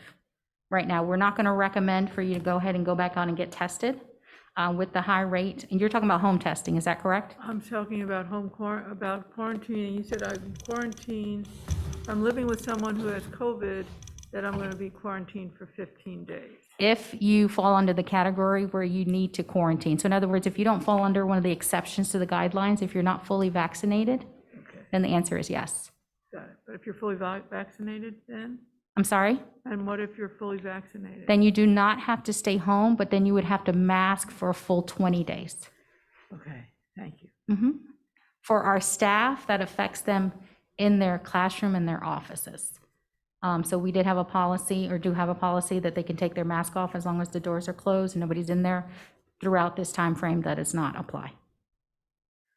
The other thing that we've also been updated on, if you test positive with a test and you are asymptomatic, but you become symptomatic within the contagious period, you will then restart your isolation period. With that said, that's going to be on the honor system, because that's going to be nearly impossible for us to keep track. We are getting very close to where we were when we first started school opening with the cases and numbers that are rolling in.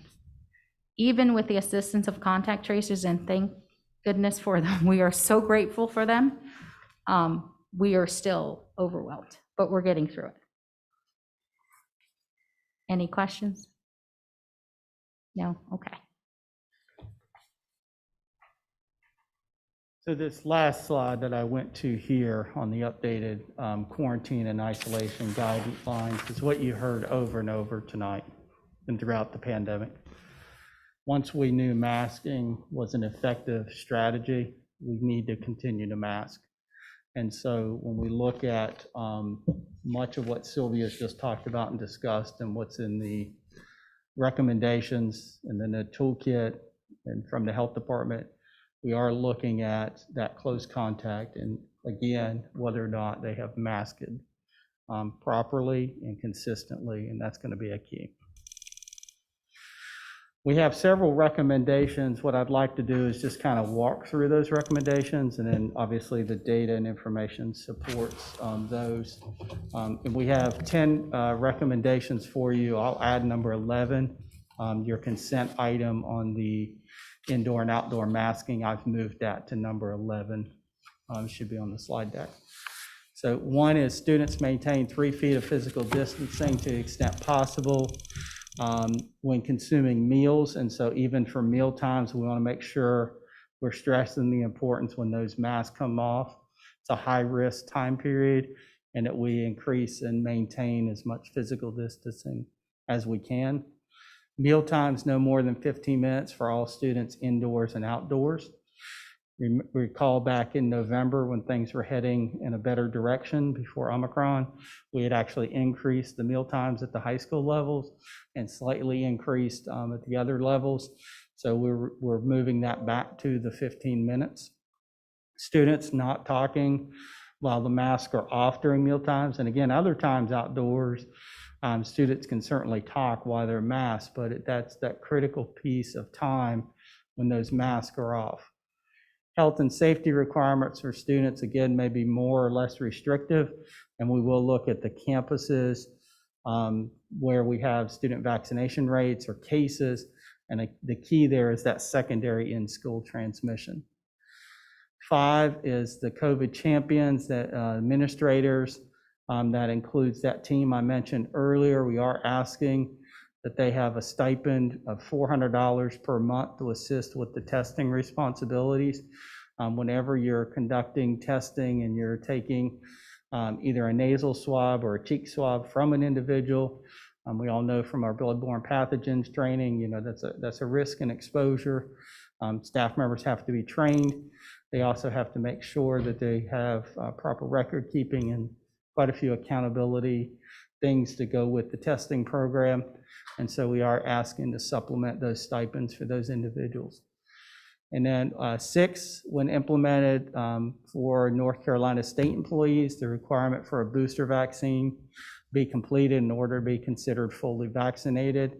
And then at that time, we're asking that we would also require employees to have the booster vaccination in order to be considered fully vaccinated. We have a few additional recommendations that have been added. Number 7, visitors for Orange County Schools fans or adults attending student performances. And again, those are our teams or our schools performing, will be limited to 2 individuals per student athlete or student performing. Visiting teams from out of the county will not have fans. And this again is regardless of indoors or outdoor activities. When OCS teams play another OCS team, then both the home team and the visiting team would be limited to 2 fans per athlete or participant. No concessions will be sold on campuses at any point. Again, there's our risk and exposure as we have meals and eating taking place, folks are taking their mask off. Number 9, authorization for the superintendent to enter in purchasing contracts up to $150,000 for additional air purification machines. We're adding those and more in classrooms, but also for offices or other designated spaces around the district that currently do not have one. When the board authorized air purification machines earlier within the pandemic, that was designated for classrooms. All of our classrooms have the initial air purifier machines put in there. What we are looking at is some of our exceptional children's classrooms that have students that are not masking or can't mask because of an exemption. We have medically fragile students that we double up our air purifiers in those locations. We also have immunocompromised students, and throughout the buildings where those students might be, we want to double up our air purification in those areas. Again, we're also utilizing and supplementing with windows, ventilation, and other areas. It's just difficult, more difficult to do that in the winter months. So we did want to increase the amount of air purification we're doing. And then I have found, as I've been in the district a few months now, we have offices, general areas where we have staff working in combined locations. And in some cases, it's less than 6 feet from other individuals. And we do not have air purifier machines in those locations, and we need to make sure that we're adding those as well.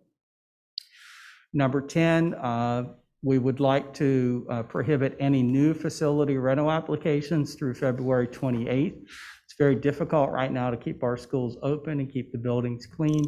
With high community transmission, it's very difficult for us to monitor and nearly impossible to check vaccination status of individuals coming into buildings and ensuring that our buildings remain safe and open for students, in-person learning. And we would just ask that we pause for any new additional facility applications coming in. And then number 11, which was your consent item, I moved forward. The Orange County schools will require universal masking indoors and outdoors for all students, staff, and visitors. Right now, these recommendations and the implementation, except for a couple items that are noted, like the stipends that go through June 30th, these items would remain in place until at least your first board meeting in February. So that would give us 3 weeks to monitor metrics and data and bring back additional information. I do not believe we'd have enough information by your next meeting on January 24th because of the amount of cases last week to know whether or not we have secondary in-school transmissions and if we should be reducing our recommendations at that point in time. And that's why we're recommending the February meeting, is it's going to take time for us to be able to make it through all the contact tracing and the quarantines from last week's cases that have greatly increased.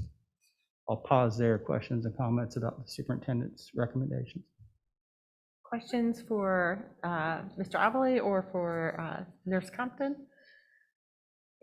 I just have a question about universal masking, our use of the terminology universal masking, indoor masking, and outdoor masking. So when Dr. Benjamin talked about universal masking, he's clearly talking about indoor masking. He talks about outdoor masking separately. When when the North Carolina School Toolkit talks about universal masking, are they talking about indoors or outdoors, or are we adding the outdoor requirement?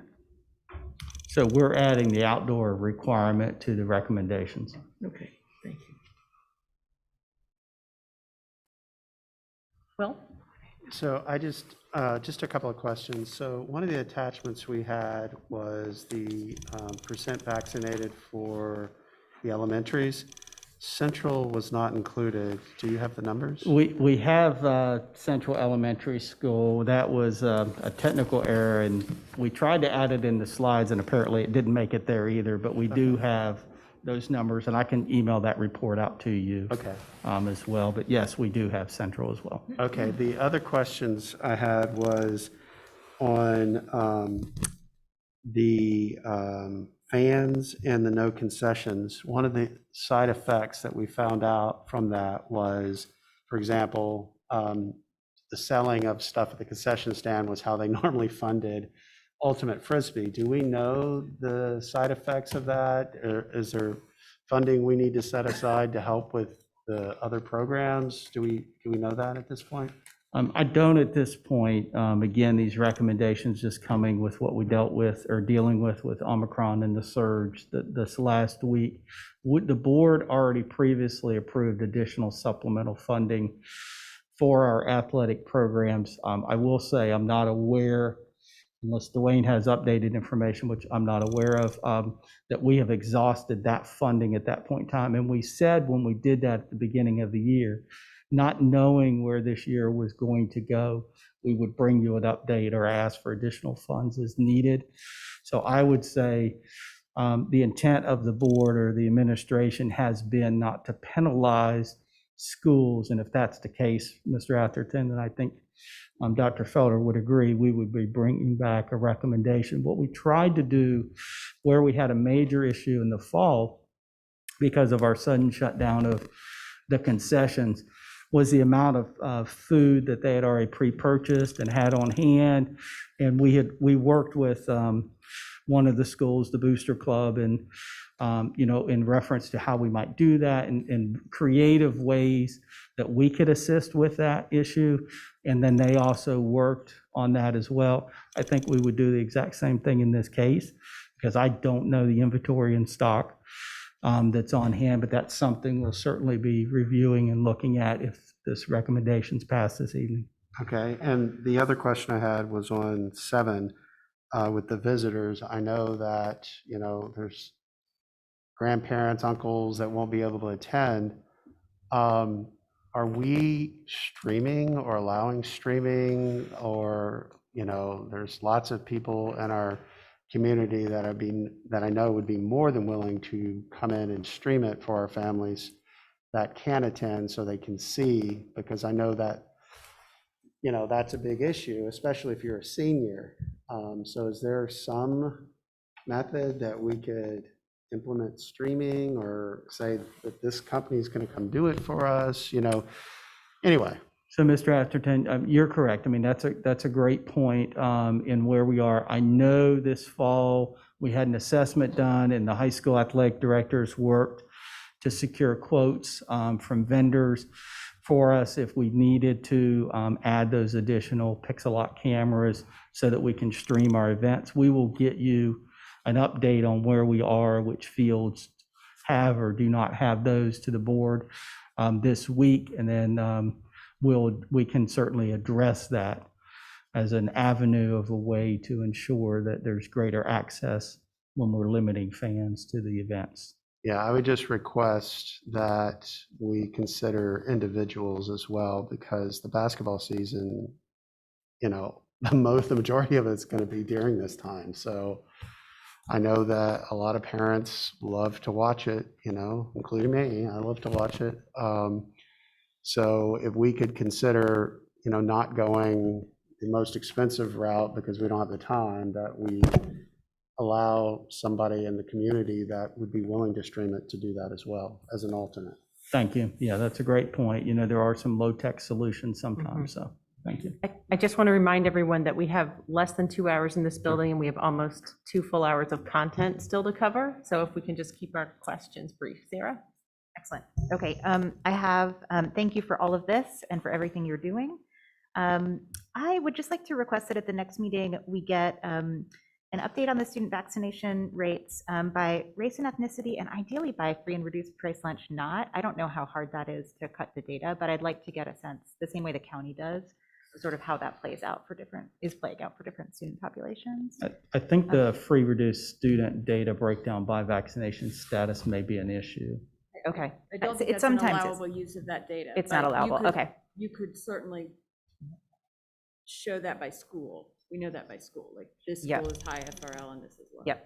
Okay. And Ms. Compton says, when they're looking up student vaccination rate data, it does not show demographics It doesn't, in that okay. database. It can't come out as a But spreadsheet. we or certainly, I something. mean, Okay. we certainly could look at self-identifying maybe.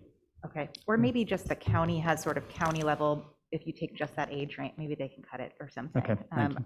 Yeah. I'm really, really glad to see that we're standing up the test to stay and the diagnostic testing. Huge potential there for saving learning time, especially with the testing weight and other things. So thank you so much for all the work to do that. The visitor restriction, I know the one thing I have trouble with there is I know that in some cases there are, like last time we did this, like there are some families where like it's a single parent and they have 3 kids, right? And so they're going to see one child, but they have to find a babysitter or something in order to see their child play a game. And I don't know if there's any way to allow schools to do some little workarounds for like really sort of one-off family situations or something. I know we get into trouble when we try to do exceptions, but I just wanted to throw it out there as that being sort of a tough case. You don't need to react to it right now, but if you could think about that. And then, let's see. Okay, so this point I brought up about the students coming out of isolation and then the additional 5 days of masking, but then lunch, right? And lunch sometimes being inside because of the weather in the winter. Like when we say masking at all times for those 5 days, do we really mean like at all times except when they're eating? Because we don't like have another way. So even though they're still in that infectious period, they will be removing masks. Hopefully mostly outside, but sometimes inside. Lunch is the only exception. So the answer to that is yes, ma'am, there will, and we will not be segregating by 6 feet apart. They'll still be with the rest of their classrooms. They'll still be 3 feet apart. There'll still be no talking, just like the rest of their classmates. So that way there's no chance of identifying just by them sitting 6 feet apart or alone. We're not going to do that. For staff, the recommendation has always been 6 feet apart for all staff and adults in the building. So it's a little bit different for staff. They should always try to stay 6 feet apart as well. Okay, thank you. Yeah, I mean, this seems like a point of weakness. I don't know what the solution is. I guess maybe there isn't a solution that we've come up with, but it seems like sort of in terms of secondary transmission, it seems like a So if I potential. could just add that in our consultation with the ABC Science Collaborative, they thought the plan that we are recommending tonight was sufficient for students who will be coming back after 5 days. The key was, again, that it's a limited amount of time without the mask and they're not talking during eating. Thank you.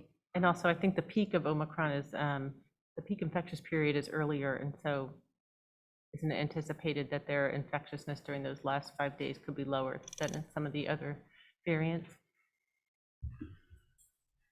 That is correct. That's why they have also stipulated if you test positive while you're asymptomatic and you do become symptomatic to go ahead and restart your isolation period. Thank you. Okay. Yes, Bunny? Yeah, I just have two really quick questions. The elementary vaccination rates are lower than the numbers I've seen. What is the effective date of these numbers? When would these? Yes, ma'am. So these numbers were collected over our holiday break by our contact tracers. These numbers were actually looked up in the state system where the vaccinations are reported. So it's December before Christmas or? Right after Christmas. Okay. So the week just before we got back. So it could be high, it could be higher if we. It could probably be, higher. yes, ma'am, it could be. The number I saw pretty In the much last higher week, numbers. yes. I also, I was at Gravely last week for outdoor lunch, and they took, first of all, they're very clearly spaced 6 feet apart. I mean, it's pretty amazing what they're doing. The kids are 6 feet apart. They have a 20-minute lunch, and then they have a 20-minute recess. They were unmasked. A lot of them were masking, but I don't think we had the outdoor masking yet. But if a school wants to do 20-minute lunch, do they have the discretion? Will we give them the? No, ma'am. They will not have that discretion. It will be 15 minutes, yeah. Even outside 6 feet apart? Yes. Ms. Stevens, do you have a question? No. Okay. I think we're approaching time of needing to make a decision, and I know for myself and for many teens and parents of teens and probably parents of young children too, but it's hard to want to go backwards and mask outside. Thankfully, it's cold out, which makes it less painful, but I do believe, as you all have said, and also with our other medical experts presenting tonight, that this hopefully will be short-lived. That we can get past this peak and prevent overburdening our healthcare system and our contact tracers and staff, and then hopefully by early February be able to ease back possibly on the outdoor masking. So those are my thoughts, and I know we're doing all this to protect our instructional spaces. Do I have a motion to approve the COVID-19 health and safety recommendation? So I don't have a motion yet, but I do have a question. So when we talked to Dr. Benjamin about eating outside, he indicated that's the least risky. And so I'm just concerned with the 15 versus 20 minutes, especially outside. I mean, inside, yes, 15 minutes, it's isolated. But I have concerns with that item. So I don't know if we talk through each one of these or approve them, or we do them as a group and we say all or none. One of the versions of the, I don't remember if it was in Assembly, Dr. Felder, but one of them talked about buildings having the prerogative to make decisions based on case numbers and vaccination rates and distinctions. Are we still considering that some building level decisions can be made? Yes, so I think that was number 4 on here. There may be times when it's necessary to be more restrictive or less restrictive based on those vaccination rates and or cases of secondary in-school transmission. The problem is tonight, we don't know from the 200 and some cases reported last week what in-school transmission or secondary transmission will result from those, which is why, as Dr. Felder said, consistent and universal recommendations not by campuses tonight. But we certainly recognize there may be times when it's necessary that individual campuses have more flexibility. And if I could just clarify that the 15 minutes is the time span when the mask is off and one is actually consuming their food. So the lunchtime could be 20 minutes, it could be 25 minutes. But when the mask is off, we want to go back to limiting that to 15 minutes and no talking. So just for clarity, so in the case that Bonnie was bringing up, they could still do their recess part of it. This is just lunch masked out. Absolutely. Okay. We hope they do. Well, Recess is important. I mean, given all the changes out quickly, I feel obligated to have to ask No, that level. I'm so. glad you did. I'll motion to approve the whole package of recommendations. Second. Okay, I have a motion from Ms. Smiley and a second from Ms. McKenzie. All in favor? Aye. Aye. Anyone opposed? No. Okay, great. Thank you so much. Thank you so much, Mr. Ablay and Ms. Kaufman. Okay. I believe we have, I'm passing the mic to you, Dr. Felder. Are you introducing our? I am. Okay. Well, I thought I was. Hold on a second.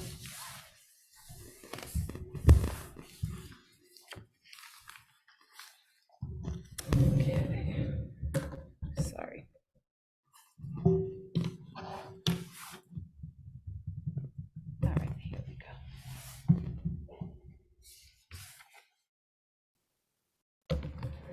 go. Okay.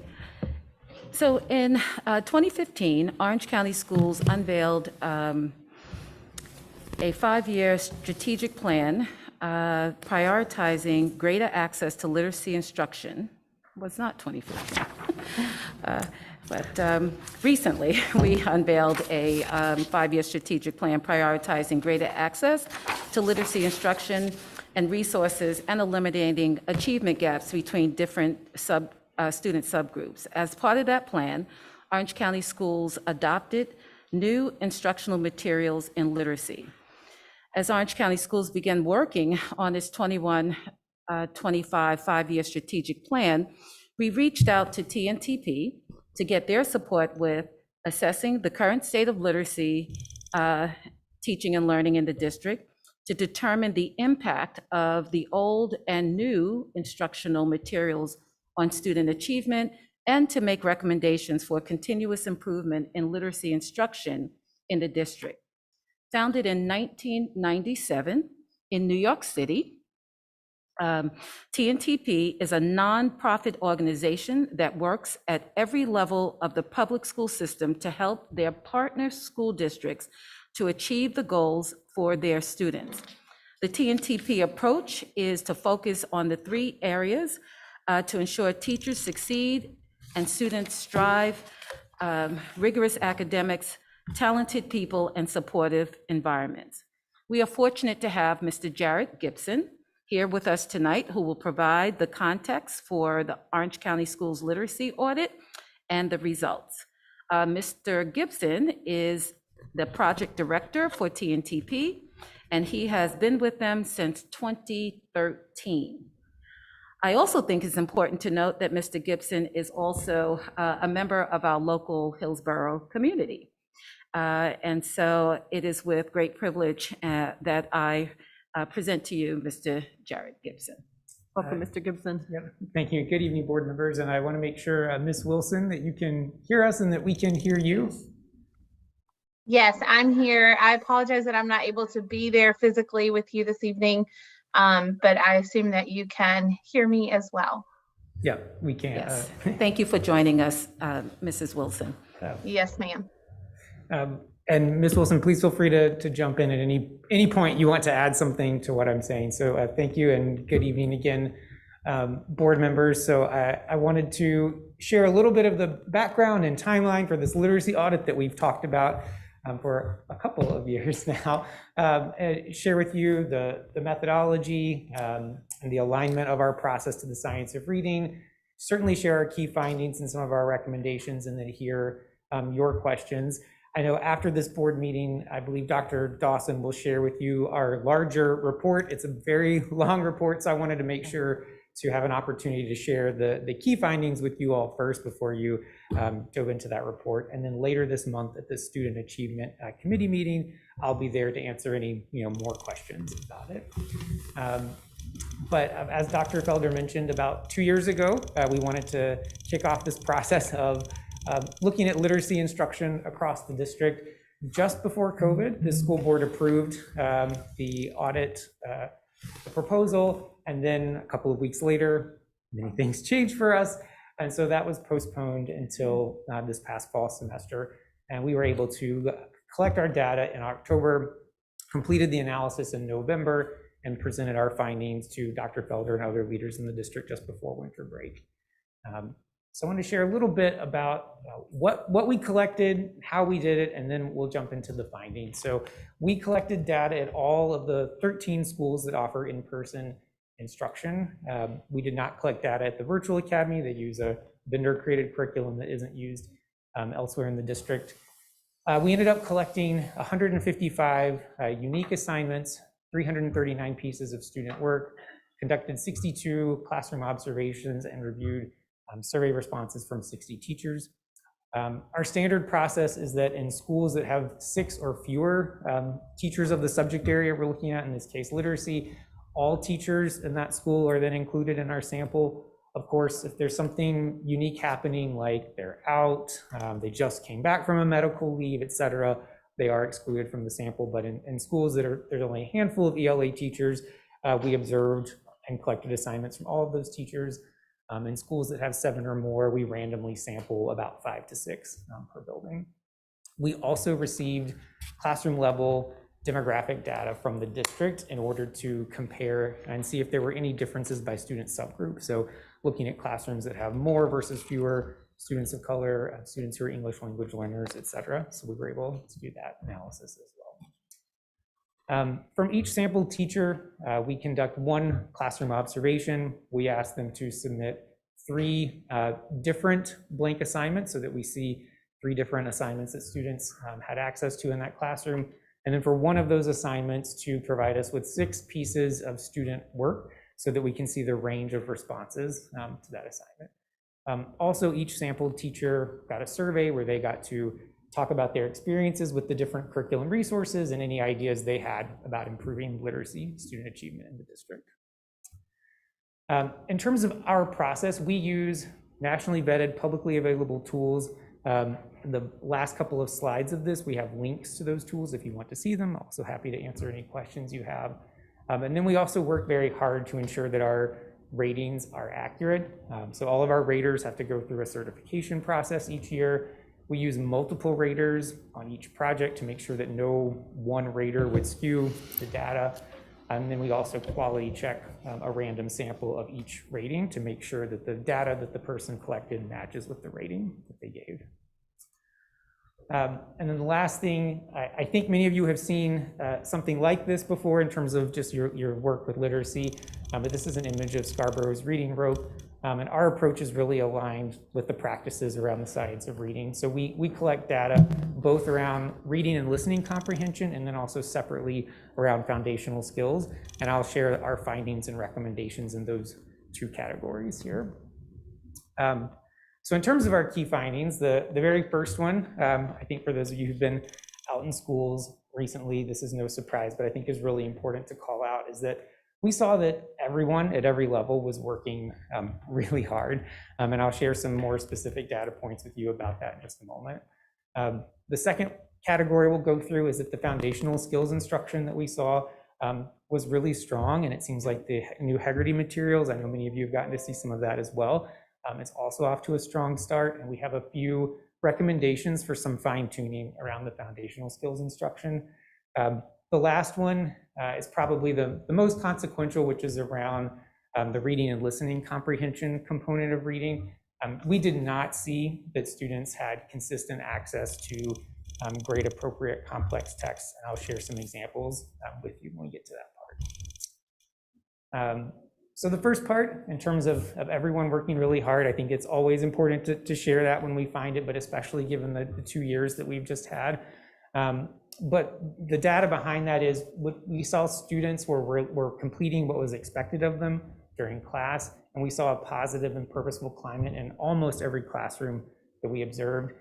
And then when we looked at the teacher survey, we asked teachers to identify what was the most helpful professional development they've received, and we saw lots of comments about the work that they do with their literacy coaches. And I wanted to point that out because as someone who has done these types of audits in multiple districts, I don't always see very positive comments about working with coaches, and I think that's really important to point out that teachers, said that working in their PLCs, working with their literacy coach was a really valuable part of their literacy development. So let's talk about foundational skills next. Overall, it's going really well. Saw strong implementation of the new Heggerty materials and saw a couple of opportunities for improvement, specifically with decodable text and additional supports for students beyond second grade. So in terms of some of the data behind this, we saw that students do have consistent access to grade level appropriate foundational skills instruction. On this slide here, I've got a couple of assignments from Letterland that we saw during our time in classrooms. 83% of the assignments that we reviewed and 87% of the lessons that we saw included content aligned to that grade standards for foundational skills instruction, which is really strong, and we don't always see that in other districts. You might be wondering, well, why not 100%? Let's go for 100.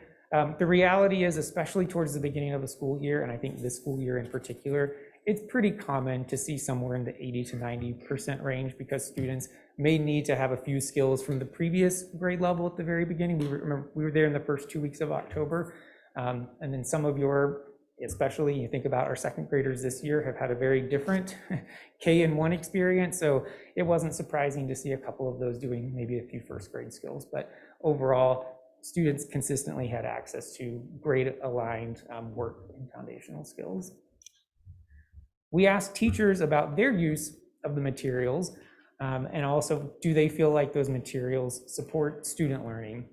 And 100% of teachers said that they use both Heggerty and Letterland most or all of the time, which is a really strong finding. It says that they find that those materials are valuable. Similarly, when we asked them, does this help students with mastery? We saw a majority of teachers feel like those materials support students' mastery of the standards.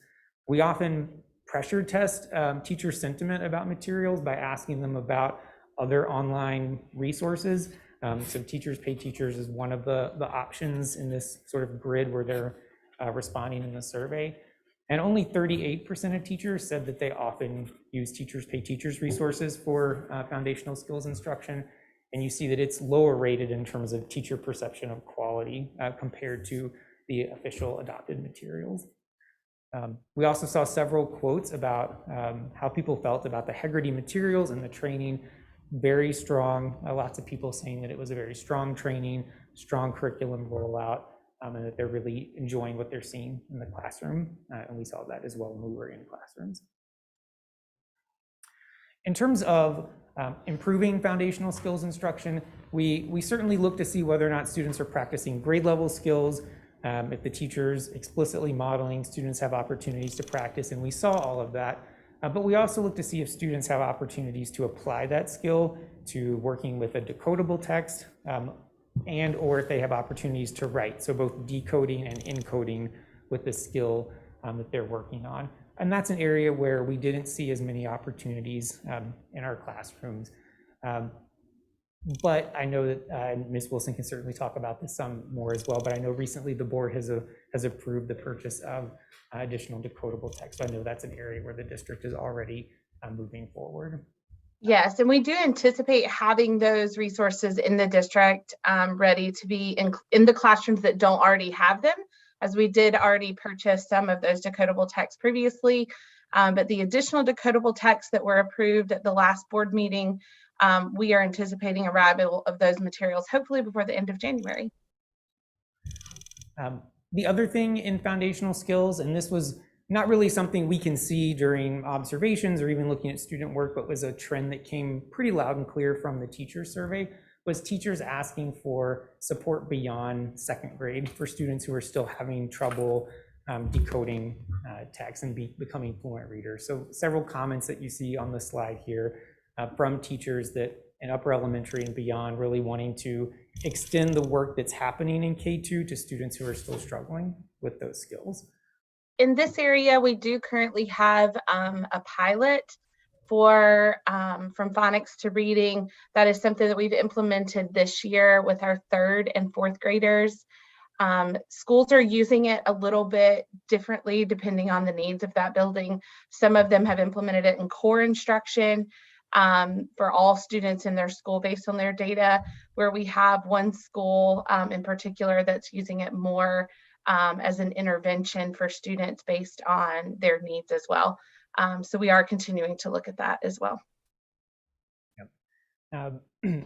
So in terms of our recommendations based on the data that we collected around foundational skills, we think largely staying the course with Letterland and Hegarty for now while providing those additional opportunities with decodables that you all have already discussed. For next year, considering expanding that from phonics to reading pilot that's currently in 3rd grade to expand it to all classrooms so that all 3rd graders have the opportunity to have one more year of explicit systematic foundational skills instruction. And also a weekly fluency routine for students who are struggling with fluency. We've given the district some links to publicly available protocols and resources for that. But basically what the research right now about how do you support students beyond 2nd grade who are struggling with decoding and fluency is the power of a weekly fluency routine, where basically the first day of the week, a group of students gets a short text that they get to hear the teacher fluently read that text. They practice that with support for a couple of days, and then by the end of the week, they can independently read that text out loud and fluently. And then the next week, starting with a slightly more challenging text and doing that week over week. And then finally, after adopting a new reading and listening comprehension curriculum, which we'll talk about shortly why that's our recommendation, you might want to consider replacing Letterland in a couple of years. For example, some other reading programs have foundational skills bundled with it, or they might have one that they recommend that's sort of aligned to the reading program. Or if you've been getting success from phonics to reading in 3rd grade, you could consider expanding that back down grade levels. That curriculum is published right now for grades K through 3. I just think you might get to a place where if you're supplementing Letterland with some decodable readers and pulling in a few other things, it might make sense in the future to simplify that for everyone. But right now the instruction is very strong, and I don't think that that's something that is urgent to work on. The last finding and sort of the biggest area that we wanted to talk about is around the reading and listening comprehension part of literacy, and that was that we did not see that students consistently had access to grade appropriate complex text. That's not to say never. So here are a couple of examples of strong text that we saw across the district, but only in 39% of the classes that we observed did we see a text that was on grade level and appropriately complex. Some of these examples here: 4th grade, Tiger Rising; 7th grade, The Outsiders; and high school, Wuthering Heights. But most of the classes and most of the assignments that we saw did not have a appropriately complex text. and/or did not ask students to really think deeply about that text. So I've got one text from third grade on this slide, which you'd have to have superpowers to read that, but I will summarize for you what this is. This is a third grade text that is technically quantitatively appropriate in terms of the Lexile level, but it is a very simple text about soccer that students, because it's so simple, can't be asked anything really consequential. There's nothing really to discuss or write about this text. So the questions are things like, what's the name of the soccer team and why didn't she play? On the next slide, we have a text from an 8th grade class. This one is both not qualitatively complex, but also just the Lexile level is 2 grade levels below grade level. So this was a text that's actually from the Newsella resource, and one of the great things about this resource is you can actually choose different Lexile levels for the same text. This actually was on a time that Miss Amber Wilson joined us for a couple of observations as well. And we see that sometimes in middle school classrooms in particular, we're seeing texts that are 2, 3, 4 grade levels below the Lexile level range for that grade level. So this is a text here where the Lexile level is 830, but the range for the 6th grade is 925 to 1070. Also, it's a disconnected text. It's not really connected to other things that they're learning, so it's not building towards a greater body of knowledge. So like with foundational skills, we ask teachers about their use of the core resources for reading and listening comprehension, and do they feel like those resources support students with mastering the standards. And here the story is quite different than foundational skills.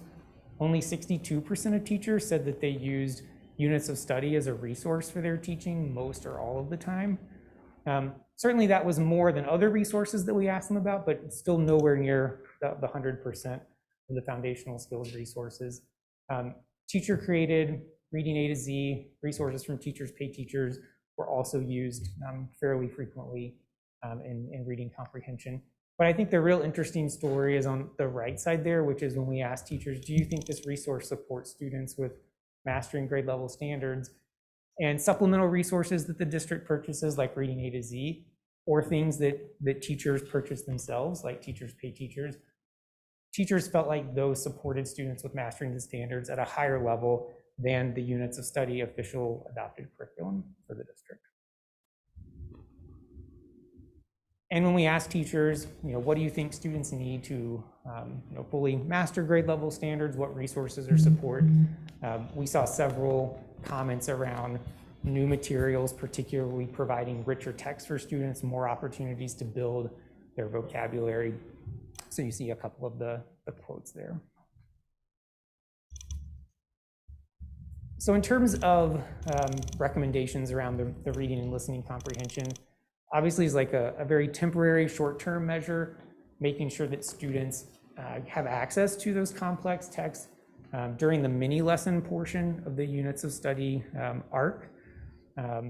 Obviously, much of the way units of study is designed is that students are then pulling texts on their level that are interesting to them. That's a lot harder to ensure that they're using more complex text, but certainly during the mini lesson, you can do that. And then when teachers pull materials from supplemental resources, making like Newsella, like the one we saw a few minutes ago, making sure that teachers are using resources that are at the appropriate level for that grade level.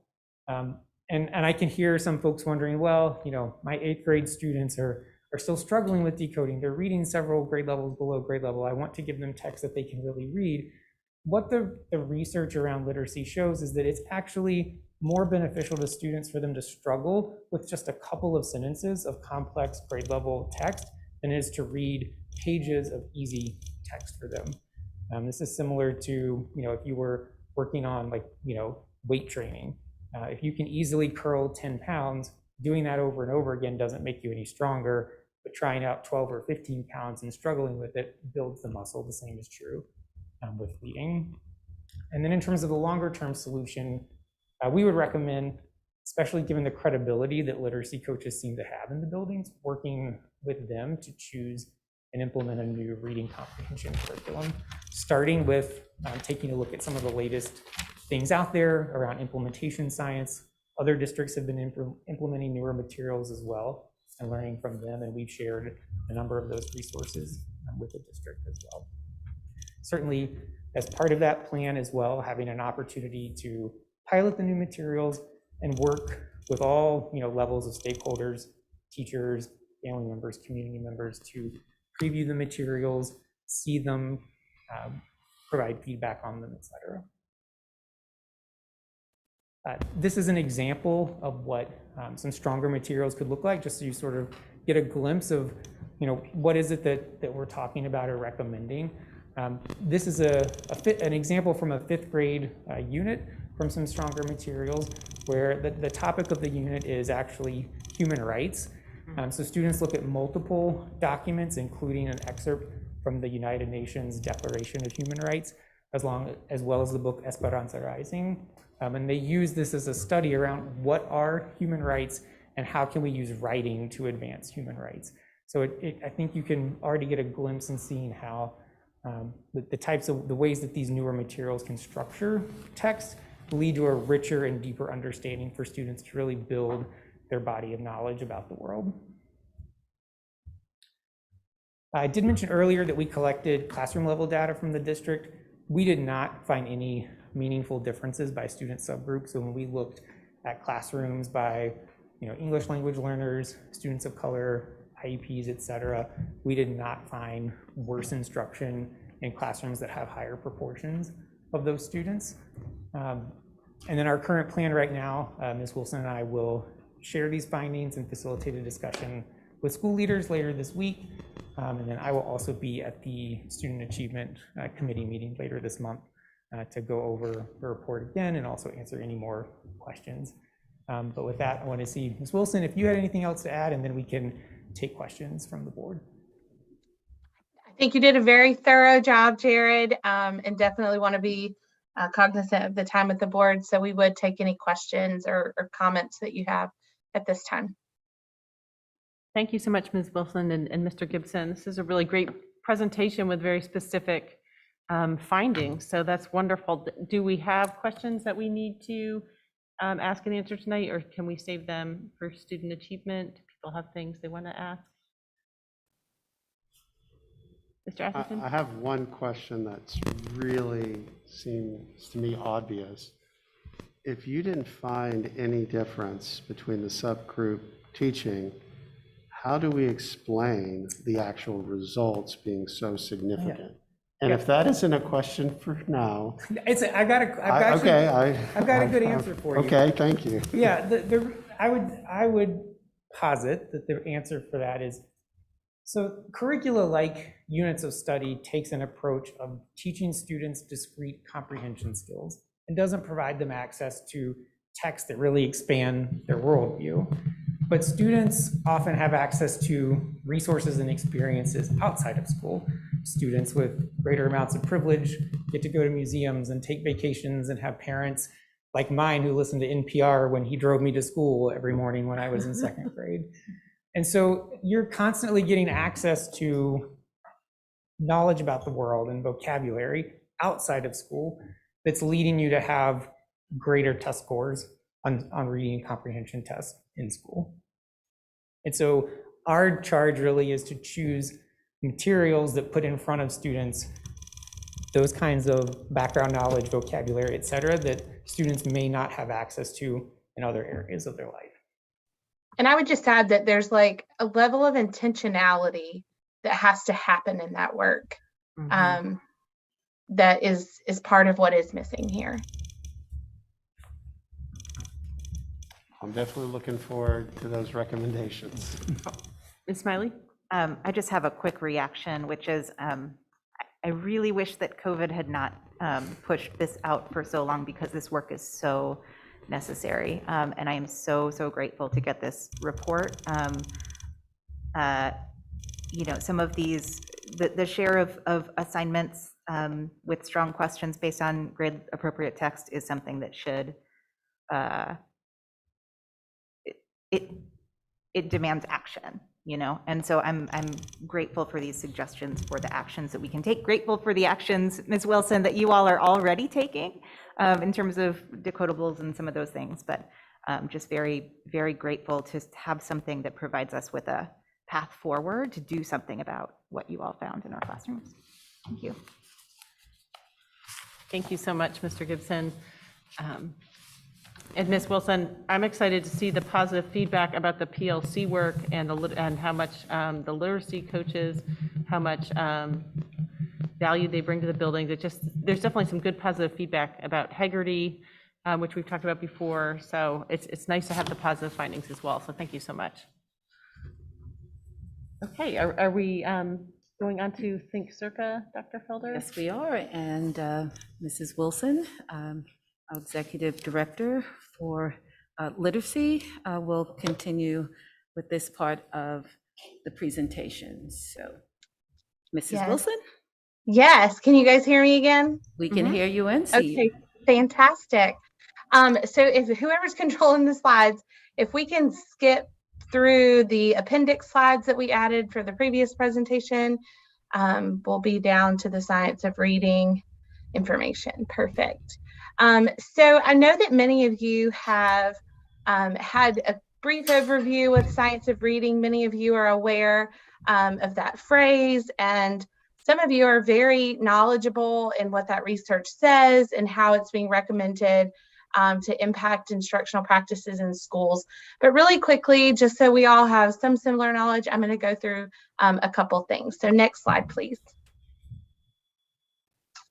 So the science of reading is a driver of our why, right? Ensuring that our students have an opportunity to become a proficient reader has an impact on that student's future forever. And so we here in Orange County Schools often say that literacy is a civil right. And we really want to take that to the maximum level and ensure that all of our students are getting an opportunity to learn how to be a proficient reader, and that our children are going to ultimately be successful in life because they have that skill set. And 70% of all of our incarcerated adults cannot read at a fourth grade reading level. Currently, the NAEP report that came out in 2018 says that only 35% of our students, or 34% of our students in fourth grade, are reading proficiently, and 66% of them in fourth grade are not. And so that's really concerning. And it's not far off from kind of the data trends that we're seeing here in Orange County schools. So that is our why.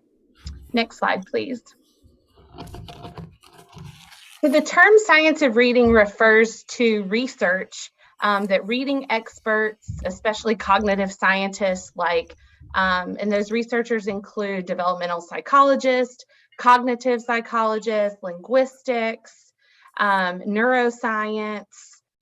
They all have been working together for decades to compile this research about how our brains work in order to learn how to read. And the awesome thing that they're finding is that 95% of our students have the ability to learn how to read. And so in this vast interdisciplinary body of scientifically based research about reading, writing, and issues relating to reading, our teachers can gain the knowledge that they need to be confident in creating instruction that is designed to meet the needs of our learners that sit in the seats in Orange County schools. So we're very excited to continue to make sure that our teachers, our administrators, our leaders, you as our school board members, and our greater community have a chance to understand some of this knowledge of research that we call the science of reading, and understand how we're using that research to drive what we're going to do in our classrooms to ensure the success of our students. Next slide, please. The science of reading is not this ideology or philosophy. It's not the next thing that's going to come in and then leave. This is not Dr. Felder's agenda. This is not anyone's agenda. This is simply what is best for kids. It's not a curriculum that we're going to purchase. Nobody is going to come in the door and have the science of reading package that is going to make it all better and fix it overnight. This is going to take time, but we want to move as quickly as possible And we want to be intentional in this work and ensure that we're implementing practices that are always aligned to the science of reading, that we're evaluating our practices and our resources to ensure that they are also aligned to the science of reading. It will take time, but we're doing this work with urgency. And so that's what I kind of want to reiterate for you. Next slide. Let's see. I think you're one slide ahead of me, so it's okay. Again, the science, no, next slide, you're good. Thank you. Again, the science of reading shows us that all young students' brains learn how to read proficiently in very consistent ways, regardless of other factors that may be at play for them as a learner. What we know about how the brain learns to read is very, very consistent. And so if we can follow that research and apply that in the way that we design instruction for our students, the way that we show up for them every day in the classroom, 95% of our students should be successful in learning how to be a proficient reader, in ways that are systematic, that are sequential, that are explicit and cumulative over time. So those are the pieces and the parts of instruction that we're going to focus on. Back in 1980s, the simple view of reading came about that ultimately just kind of explains that reading comprehension is the product of decoding and language comprehension. It can be depicted as a mathematical equation because if either decoding or language comprehension is weak, it is multiplied. So if reading comprehension is never going to be better than decoding or language comprehension skills, and one is never going to be strong without the work in the other. So we have to focus in both of these areas. Later on, Scarborough's reading rope kind of further defined what had been done with the simple view of reading. It's ultimately a metaphor where various elements of reading components are strands that are woven together to make a rope. Skilled reading is our ultimate goal here, and skilled readers are able to fluently decode and recognize words and comprehend what they are reading. So in order to create skilled readers, we must ensure that all of our students are able to successfully master all strands of the rope. If you look at that rope, you can see that it's comprised of two main sections. There's word recognition and language comprehension. Our ultimate goal is for our students to be successful and weave all those strands together, because this rope has to have the strength to hold the entire K-12 curriculum and then beyond. So the weight and the work that we do as we develop each one of these strands independently is critical. And that's why it's so important that we are intentional, systematic, explicit with how we go about this work for every single strand as we develop these two areas of reading. So phonological awareness is one strand, and that really focuses on the ability to recognize and manipulate spoken parts of words or sentences. Again, we have implemented Heggerty to support our phonological awareness. Just a second, the Yes. slides are way out of sync. I mean, you're. Okay. You need to Because advance. I'm more moving now. and not 81. telling them to move. I'm sorry. Okay, it's not you. We just need to get to slide 81. There we go. Thank you. Yes, that is the same place that I am. I will be more aware of that. Thank you, Mr. Atherton. Okay. So if we can go to the next slide. Yes, decoding is the next strand. Decoding happens in a progression. So if children understand that words can be divided into individual phonemes and that phonemes can be blended into words, they're able to use their letter sound knowledge to read and build other new words. So currently we are using Letterland to teach our phonics and decoding. And then we also have From Phonics to Reading, where we're working on those skills with our 3rd and 4th graders. Next slide, please. Sight recognition is when students are able to read a word without any need for sounding out the letters. So when you're thinking about a younger student and their sight word recognition, there's going to be certain words or groups of letters that they're going to recognize and immediately know. But then when you're thinking about an older reader, it can also be students finding chunks within words that they recognize. So they may still have to decode, but they can do it with some chunking because they have sight recognition of parts of those words. So I want to zoom in and focus for a moment on the working memory. Thank you for flipping the slide, and automaticity. So if you look at this, both of these learners, on the left-hand side, you see a less fluent reader. On the right-hand side, we have a more fluent reader depicted. The yellow portion of the picture is showing the working memory. That's what it represents. And the red circle inside of the yellow is representing the processing of a task. So if you notice, the student who is less fluent reader is using almost all of their working memory to process a task. So if I'm sounding out a word and I have to go letter by letter by letter, I'm having to hold all of that knowledge in my brain. Therefore, I don't have working memory space left to focus on comprehension and what I'm reading about. It took all that I had just to sound out the word. If we look at our more fluent reader, you can see they're still using and processing a task, but they have so much space left for working memory. And that's where we see students who are able to more efficiently, recognize words, they understand the sounds, they can put them together more quickly, and it allows them to use part of their working memory to focus on comprehension and other components of reading. So now we're going to flip over to the language comprehension strand. And I'm going to move a little bit more quickly through the strands that make up this part of the rope. So background knowledge, as you know, that is simply focusing on the facts, the concepts, the academic vocabulary. So one example of that would be knowledge building read alouds or knowledge building text, which we have referenced earlier this evening with Mr. Gibson. Vocabulary, that's the breadth of it, precision, linking it to other learning, helping make sure that we're making those connections. It's vocabulary and context is one example of that. Language structure is another strand. So this is the syntax, the semantics, how the sentences are put together, what types of sentences, and how things are interpreted based on that. Based on that. The next strand is verbal reasoning.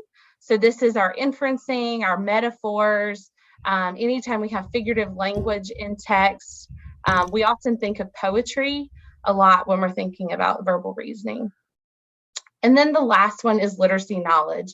So this is print concepts, various genres, nonfiction text features would be a good example of this one as well. So again, we have now built and kind of gone through Scarborough's reading rope.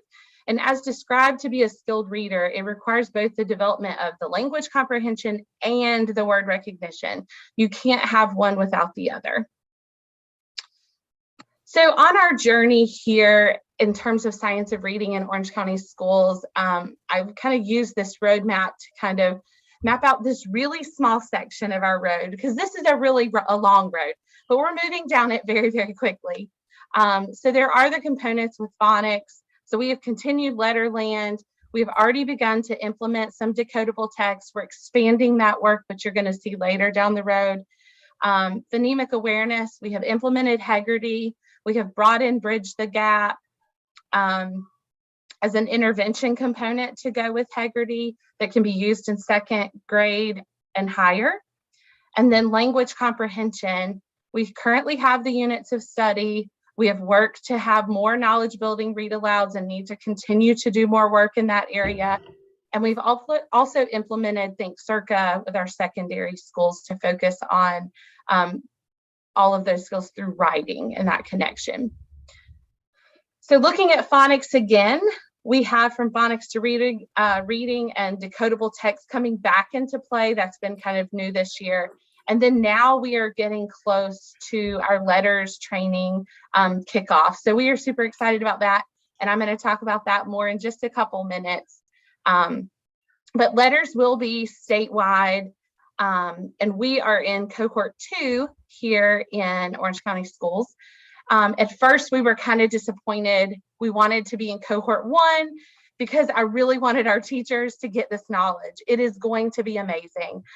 This is going to be a learning opportunity that will change lives, not only of our students, but also of our teachers. And I'm super excited to have talked to colleagues around our state that are in cohort 1 to hear about, even though there have been hiccups and frustrations, the teachers are valuing the content.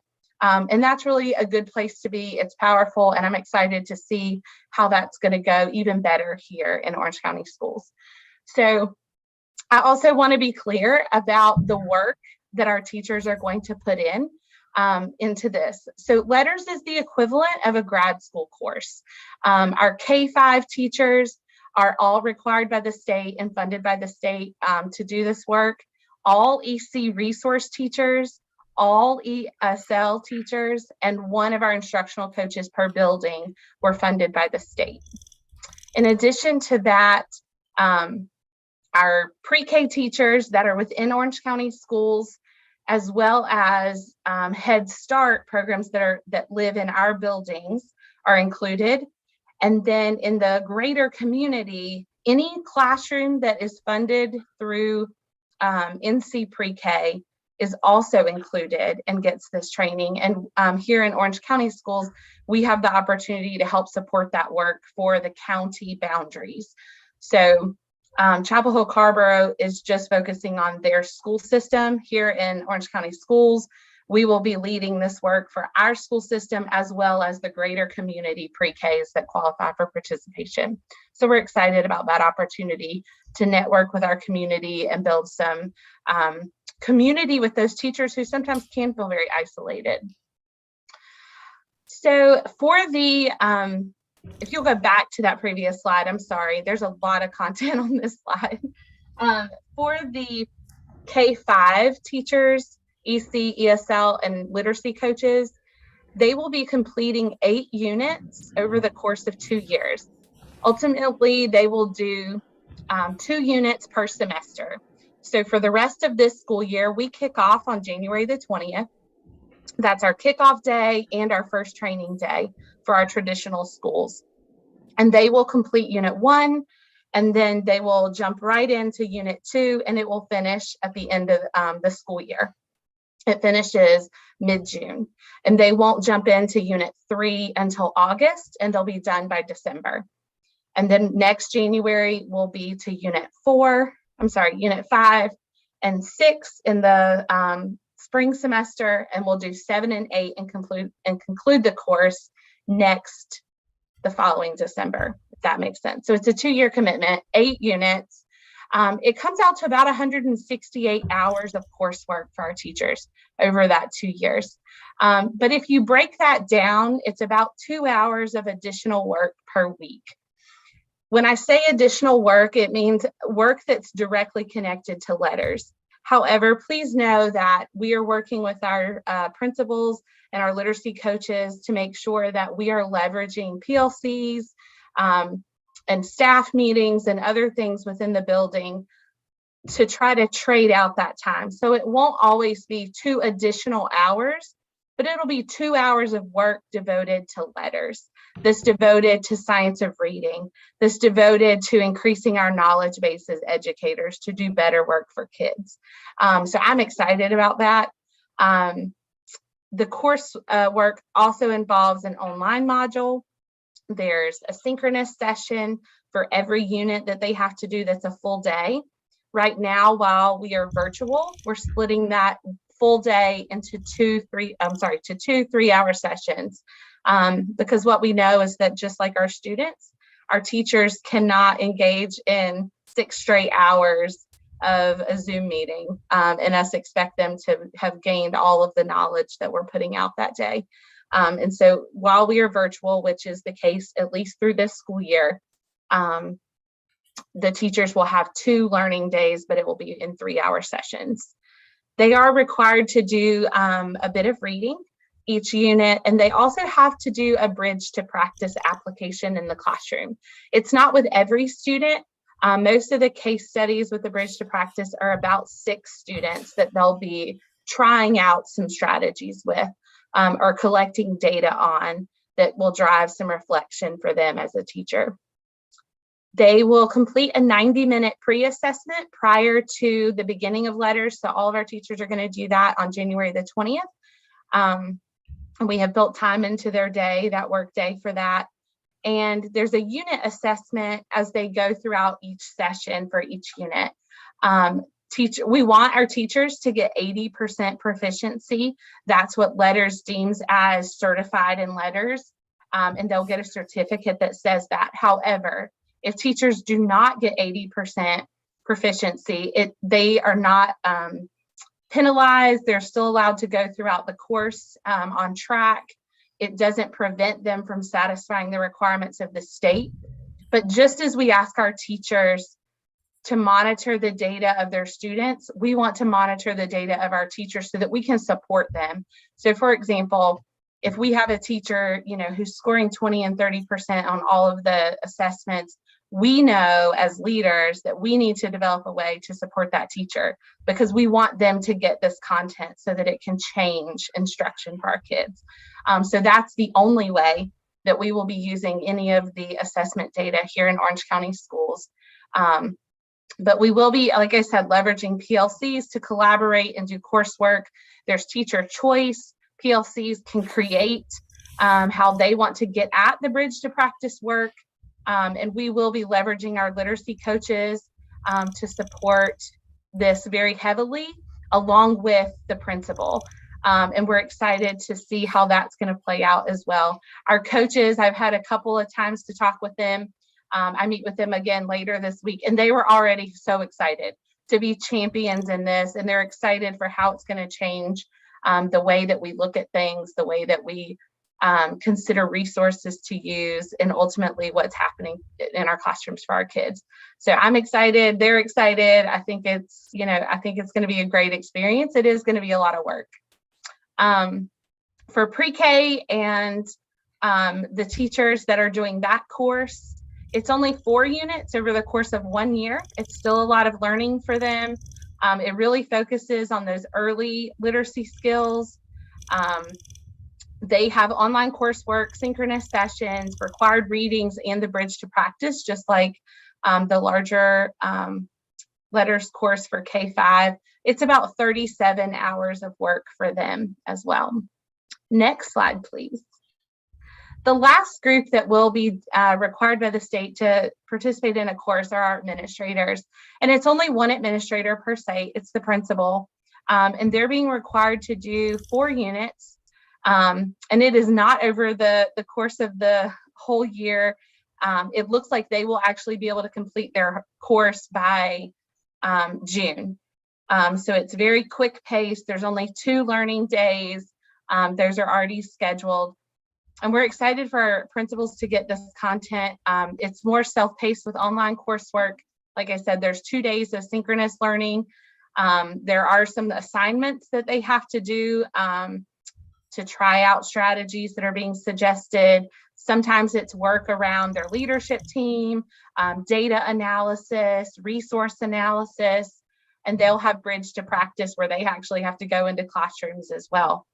Here in Orange County Schools, we also feel that it is critical for our principals to not only get the leadership portion of this work that's really fast-paced and focused more on how you create the structures to support the science of reading and the content from letters, but we also felt like, how are our principals going to be the instructional leaders in their buildings that we need them to be every day if they don't themselves have the content? How are they going to be an instructional coach? How are they going to maximize their observations and evaluation conversations with teachers if they don't have the content that we are now going to expect to be implemented in classrooms? So we have purchased a cohort of letters training here in Orange County Schools, in addition to what the state had provided. And this will allow us 40 seats for all of our elementary school principals to get the K-5 training over the 2 years. All elementary school assistant principals, because they are also instructional leaders, they're coaching our teachers, they will get this content. our elementary school and middle school literacy coaches. So some of our schools have multiple literacy coaches, and our middle schools weren't included at all. And so we want to have this knowledge at the middle school as well, so that when we are in MTSS meetings and we're problem solving how we need to support students who may not come with those readiness skills and early literacy skills, we have people at the table that have this knowledge to guide the work. Elementary school reading interventionists were not included at the state level. And these are the people that are working with some of our most vulnerable and struggling students. And we want to make sure that they too have the best practices.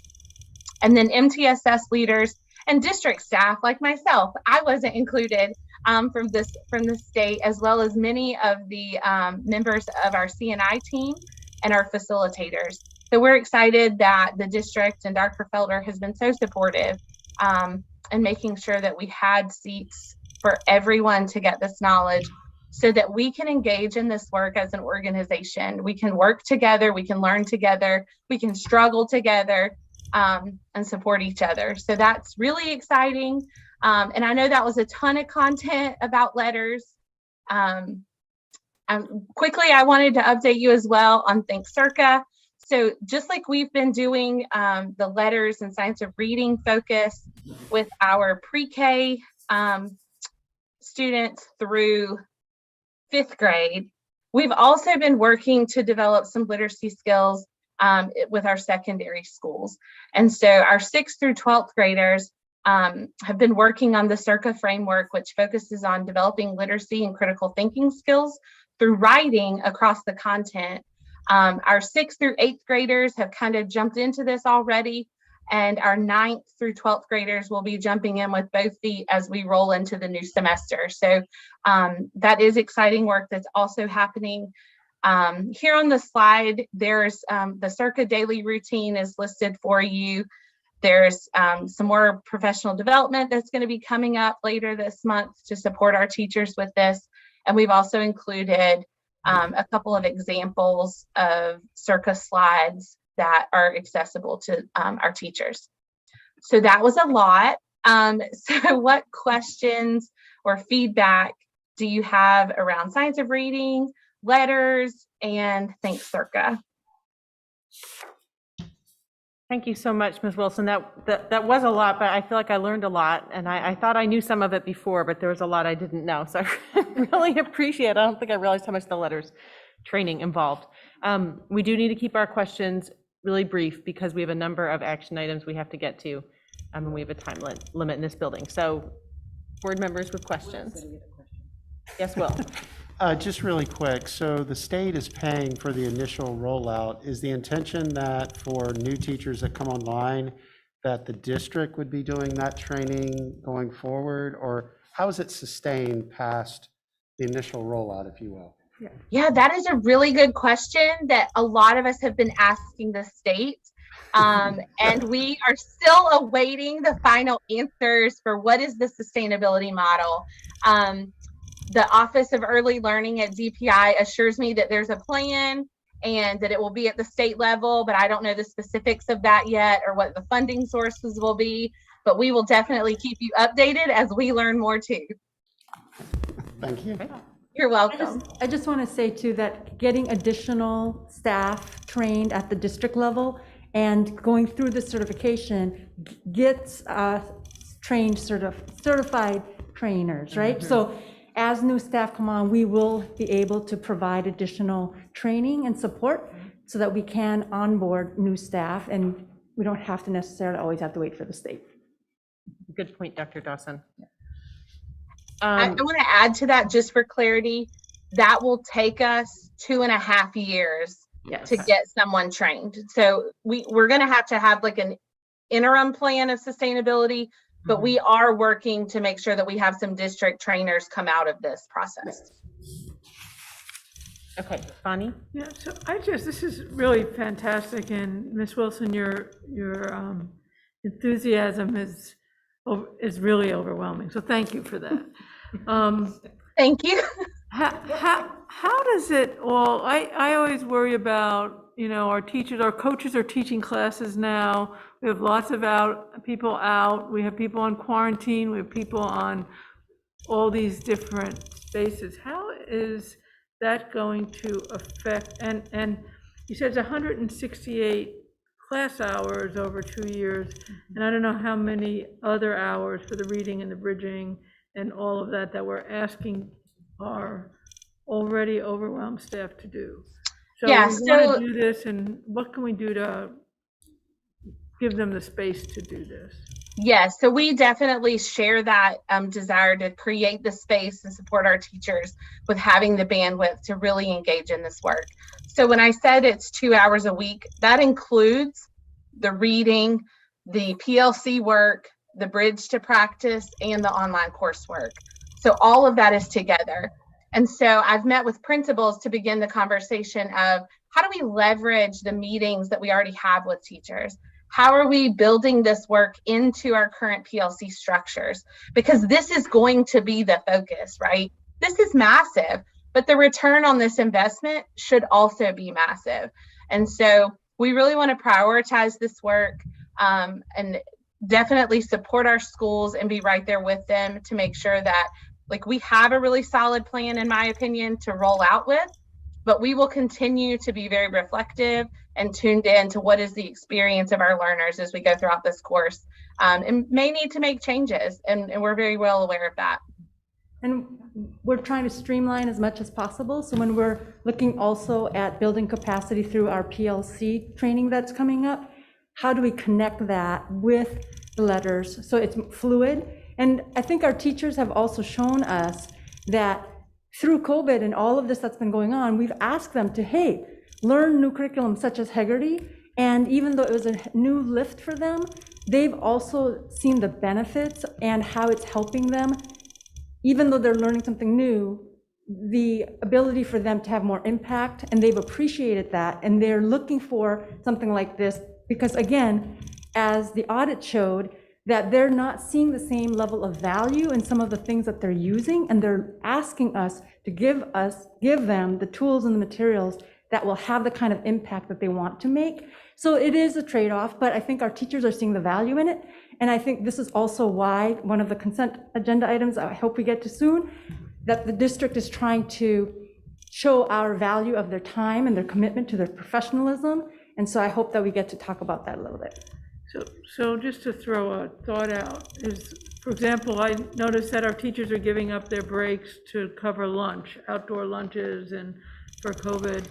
And is there a way that we can begin to transition volunteers, for example, into the lunch duty so that our teachers can get a break, get some time off, so they just need time. It's not, this is the right thing to do, there's no question, but we just need, we're asking people to give us even more time, and they're out of time. They're doing double duty already. So I just wondered how we can take some of some things off their plate that are less critical, and that's all. Okay, I think we're gonna have to come back to some of those ideas. Yeah. And just so you know, Ms. Doyle, the areas that we do have volunteers that can sign up, because that has been limited. One of the few areas that volunteers can sign up through Volunteer Tracker is helping with lunch duty and recess support. Yeah, but maybe we can support schools and try to recruit more. But I think, again, at this time, we're being mindful because of Omicron and who we're bringing into the schools to help with that. Thank you so much, Dr. Dawson. We had pulled 2 items from consent. Sarah, did you want to ask those questions about D and G? Sure, thanks.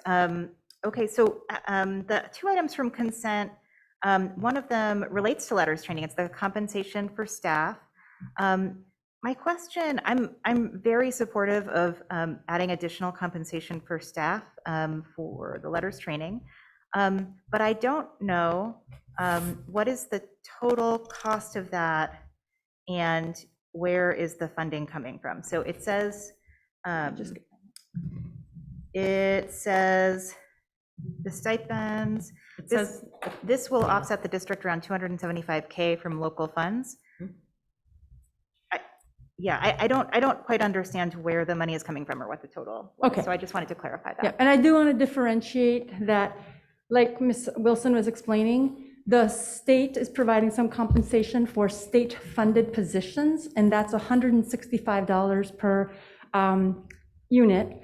And so we are asking for approval to add some additional by adding, for the state-funded, $340 additional each year, so that over 2 years, it'd be a total of $680. This would allow our state-funded staff to receive $1,000 per year. In addition, you heard Ms. Wilson say that because we value professional development for additional staff that the state was not covering, we have added that. And for those people to receive the same amount, $1,000 per year, that would be something that the district would have to pick up the full cost.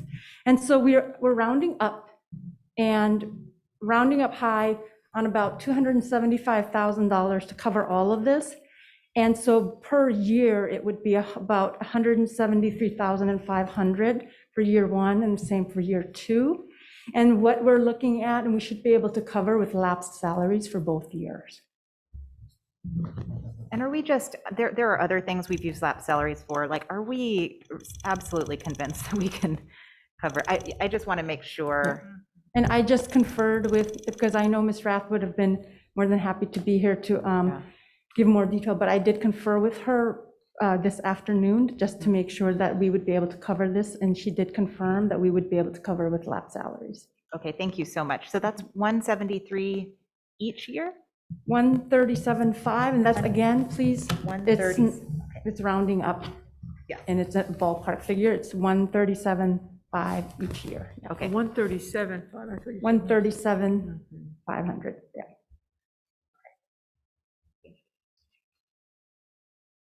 Okay, do I have a motion to approve the letters training staff stipends? So moved. Second. Thank you so I have a much. motion from Ms. Smiley and a second from Ms. McKenzie. All in favor? Aye. Any opposed? No. Great. Thank So you all thank you so so much. very much for your support of this work. Thank You're you. most welcome. Oh, great, Connie. I love it that you got up. Okay, Ms. Crimmins, I think you're going to answer Sarah's questions about item D. About item D, yes, the new positions. Oh, and good evening, everyone. Good evening. Yes, I had a similar, I mean, the financial impact was my question here as well.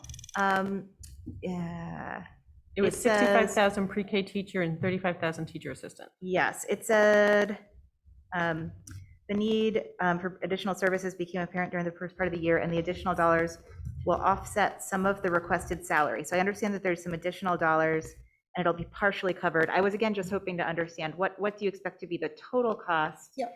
And where is the funding coming from it? So a teacher, we estimate, is about $75,000, and a teacher assistant is about $35,000 or $30,000, including salary and benefits. So when you look at that, we did receive additional pre-K funds to offset a portion of that. We do have additional special education funds. So between our federal funding and our state funding, I ran the numbers today, and we will have significant carryover in our federal funding, which, again, looking at the needs of the district, if we want to invest some of that carryover, pre-K would be where to do it, because of the number of students that keep coming up for referral, the number of students replacing. We've been on a delicate balance of making sure we have enough spaces each year, and it's just, we're at that spot where we need to act. That's great. So you expect to be able to sustain that Absolutely. carryover, that funding in your budget? Yes. Okay, great. That was my question. Right. All right. I'll motion thank to you. approve that one. Okay, a second? Second from Ms. Stevens? All in favor? Aye. Opposed? Great. Thank you so much. Thank you, Ms. Crimmins. Okay, are we, Dr. Felder, can you tell us, are we going to try to get through all 4 of these items, or are we going to hold on one? Well, I am hopeful that we can get through A and B very quickly. Okay, great. So if Ms. Excuse Mathis, me, when you say A and B very quickly, are you saying we're gonna, I have a level of discomfort with leaving off HES, because we've received an email from a parent or so already. So, you know, like, why couldn't we, as a board, address D and hold the other 2 for the next meeting? Because we have gotten emails from parents about this whole HES. Well, so we believe that we recognize that there have been some parent outreaches and that we can address those, but we need time to really go deep into D. And not sure if we can do that in this meeting, but we could address A, B, and C. We believe we can get through rather quickly. And so we have time with regards to the lottery system. It says 20 minutes, and there's 20 minutes on our clock if we deal with HES. I just know the parents have been reaching out, and you just said that, so whatever the pleasure of the board is, I'm fine. Are we able to go past 10 in this building if we need to? What? Are we able to go past 10 o'clock in this building if we need to? Yeah, and pay $365. We don't want to pay $365. Okay. Okay. Mr. Abley just told me that the lottery is February 16th, is that right? And so I am with you. So Karen can just tell the parents in her email that it'll be addressed later. Well, I think it will be thoroughly addressed before the lottery, but I mean, Yeah, I'm not yeah. attached. If everybody wants to do it, I'm fine, but. I'm actually with you. I think there's a more urgency. That's right. To deal with the HES issue than the others. I agree. I think Dr. Felder feels some urgency with a couple of these position requests, though. Position requests for the. I do, only because, so we know that we are approaching hiring season. And so it's just a title change. There's not a salary change with that one. And the other position, we are in dire need for after school. And so that's a position we just need approval to move forward on. The other item regarding facilities, that one is we're timeline-wise, we've got to get to that tonight. That can't wait to the next board meeting. But, Let's go extra half hour, an hour if we have to. Okay, let's just get started with A, with Ms. Mathis and Dr. Both of you go Keeling. up at the same time, please, Ms. Hatcher and Ms. Mathis, that way we can move very quickly. Thank you.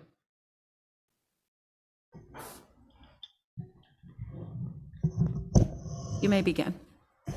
Come on, y'all, if we. Okay. No, come on, I'll move.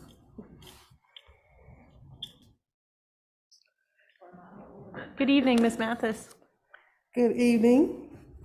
Thank you guys for your time, and it will be very, very brief. Of course, you guys know that After School received a stabilization grant, and primarily what we want to do is continue to hire staff who do not work currently with Orange County Schools, and so we can have them work longer to do the things that we need to do in the after-school program. Right now, we have 3 vacancies, and we are filling it with part-time people, sometimes us. And so we really need to get these positions filled, as people have been waiting for a good while to fill these positions. That's the long and short of it. Basically, it's just a reclassification, because currently right now they work, they're getting to the program at 2:45 with the children. And we want to also address COVID protocol. We want to make sure that we are ready, prepared for the kids to come. And the proposal is for them, the position be from 1 to 6, as traditional programs operate. You need a position for a longer person to be able to fill it, who's not also like a teacher or something where they're running out of a classroom. Right, and then we're not paying the time and a half. Right, gotcha. Any board questions? Yes, we have questions. Will? And No, you Jane. go ahead. I'm always going. Go ahead. All right, well, 'cause I don't like rushing through this because I don't either. we dismantled that department and it messed up a lot of people's lives. And my first question is, oh, it's gone. When we've had a coordinator in the past, then we got rid of the director. When we had a director, then we didn't have the coordinator. But now we're going to have a coordinator, a director, and a chief. Just seems like a lot of layers of bosses. That concerns me. And you said this is a new position? Well, it's new only because we're changing the hours that the person works. We currently have the positions, but it's only from 2 to 6. Right. So we need to change it from 1 to 6. Right. The position is not currently available for me to fill it because it doesn't exist as I need it to. Yeah. And currently, we don't have enough positions to fill some of the vacancies we have. And need. these are site coordinators. These are the staff that's running the after-school program. They're not like I directly know, under her. I'm familiar with that. And I know, that's why I said, in my experience, well, we've been here for a while and we've added positions there. And that's why I didn't want to do this one, because it would take some time and I don't like rushing through it. But my concern is that you said there are site coordinators for all of the locations. My concern was that in the past, when we've gotten rid of the coordinators, then we added the director. And I'm just concerned now that we have we're very top heavy. We have you, and we're now going to get coordinators. So that was my concern. No, the coordinators are the people that the site person. We're a licensed program. It is not an option for us to not have this position. What we want to do is make it longer for them to do their job adequately. Right now, they have 15 minutes because we're using TAs to serve the program. That is not enough time for them to get ready for 100 and some kids, 50 kids. Yeah. So we need them to work longer to do their job. The issue is it's causing other problems when the licensing consultant comes because they don't have time to do any of the licensing work. And if I could add, the funding that you receive through the grant is to be used in part in support of staffing. Right. It's the same job that currently exists. 2 people left. One went to a pre-K job, so that person is no longer there. And then another person is one of the coordinators in the office. We actually don't have enough staff compared to the way it should be done. But I'll be glad to share how it really should work in the real world at another time. That's all right. I know how it works. And I know how it works great because we used to make a lot of money in that. Hold on, Bonnie. Will and then Bonnie. So the question I have is, in the description, it's singular, but everywhere else it's plural. How many are we being asked to approve? It's not clear to me that this is 1 or 14 or 7, or I don't understand how many positions this is. There's 7 sites. Right now, we have at least 3 openings. They're like, there's no one there. And so sometimes we have a sub to come in, which is not the preference. And sometimes we have a office person to go over to the site. Let me ask differently. Are we being asked to convert all 7 to full-time? Are we being asked to do this for 3? We're actually doing this for 3 now, but the goal would be to convert them all as people vacate the positions. Right, as those positions become vacant. Because again, ideally, you want someone there from 1 to 6 versus coming in 15 minutes before the children. I wasn't looking for the justification of it. I'm just trying to understand what we're approving. And then my assumption is that when the grant funding runs out, this would be funded by the after-school enterprise fund. Correct. The goal is also to continue to seek more grants. Okay. And is this going to cause the program to increase the cost? No. Bonnie? Yeah, it does one thing, it adds, by going to 30 hours, you're going to 30 hours, so now we pay benefits for the Correct. employees. So, We're not attracting anyone by paying them for 4 hours a day. no, I get it. I just trying to understand what the numbers are. But Correct. if I could just add, and correct me if I'm wrong, Ms. Mathis and Dr. Keeling, at some point, the fee may need to be increased. So just want to be clear about that. And we also hope that by having this being a full-time position, it also gives us the ability when there is a teacher workday, maybe not every teacher workday being able to have after school because they will have training, but now we would be able to do that because when it's a teacher workday, TAs are working, but if this person is full-time dedicated to after school, then we can start running some of that as another option for parents. Are they still on a TA, are they on a TA salary scale, or do they pay, what's the salary scale? Can you repeat the question? What is the salary scale? Right now, we want to start them at 21. which is some of the current people in the position now, once they make their time and a half, they're ranged between 25 and 27 currently. Thank you, that's very helpful. Okay, Okay. Sarah? I was going to motion to approve unless there were other questions. I'll second that. Okay. Motion from Ms. Smiley and a second from Ms. Hauser. All in favor? Aye. Any opposed? Great. Thank you. Thank you so much. Good evening again. I come before you to request a title change from Human Capital Benefit Specialist to Human Capital Specialist. This position there will not be any salary change. We are seeking to change this position title so it can help us with our upcoming staffing concerns that we have because of COVID, and also to prepare us for the upcoming staffing demands that we currently see and anticipate. But to let the record show that there's no salary change. Second. A motion from Ms. Stevens and a second from Ms. Smiley. All in favor? Aye. Any opposed? Great. Thank you so much, Ms. Hatcher. All right, so Dr. Felder, we have 10 minutes or we can extend, but looks like we're going to go ahead with the facility assessment. Yes, Okay. please. Good evening. As you evening. saw in the packet of information, our facility study, the last comprehensive study, was completed in 2013. As part of the updated capital improvement and investment plan with the county, we do a 10-year plan that's submitted annually for funding 1 year at a time.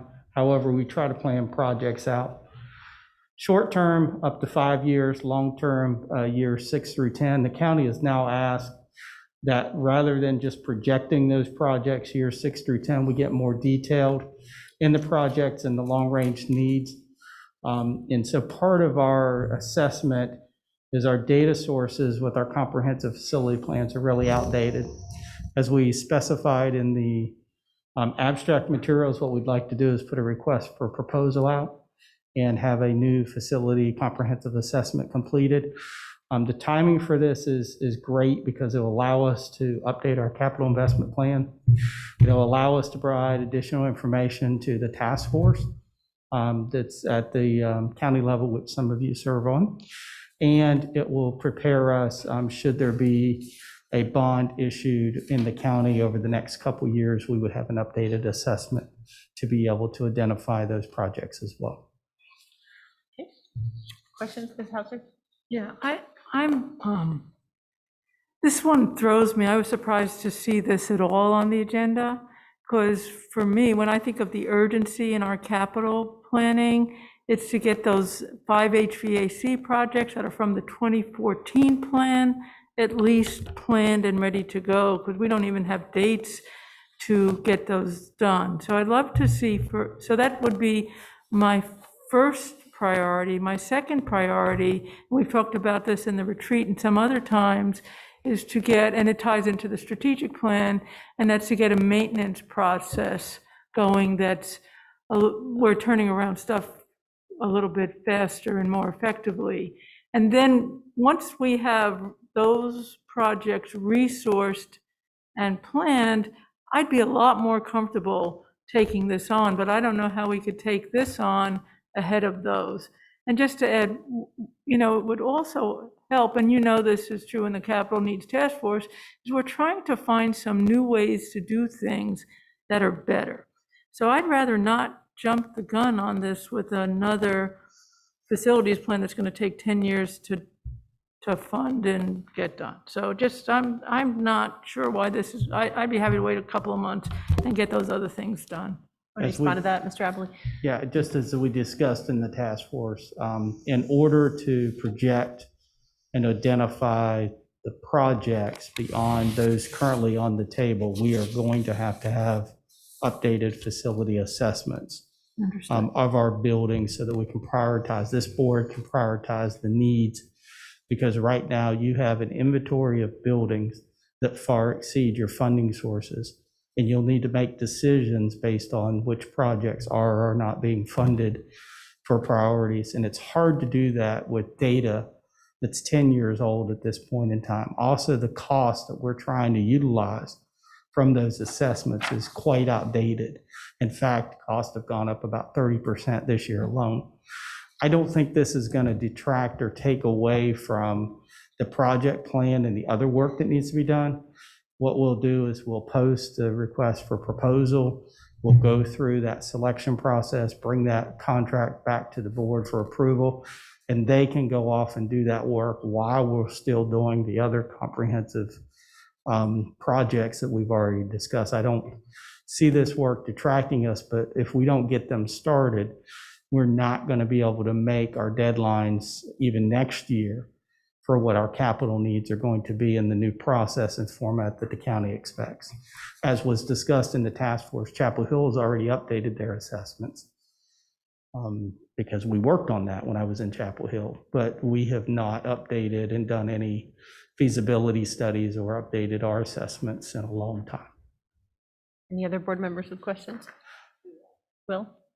So one of the things that we've talked about a lot with the county is a lot of our buildings aren't to standard code. They're not standard sizes, when we talk about SAFO or others. How is this study going to tell us about or look at this building we would recommend replacing versus, hey, I'm going to go tell you that the sewer is out of date, you need to replace it, the roof is out of date, the AC is out of date. I'd rather them come tell us that it's cheaper to go build a new building and us to have that kind of discussion versus just getting back a laundry list of here's all the expensive stuff you can't do right now. So I just want to make sure that we're looking at it holistically besides just the individual systems. Yeah, absolutely. And that's part of the assessments that were done in Chapel Hill was looking at the feasibility.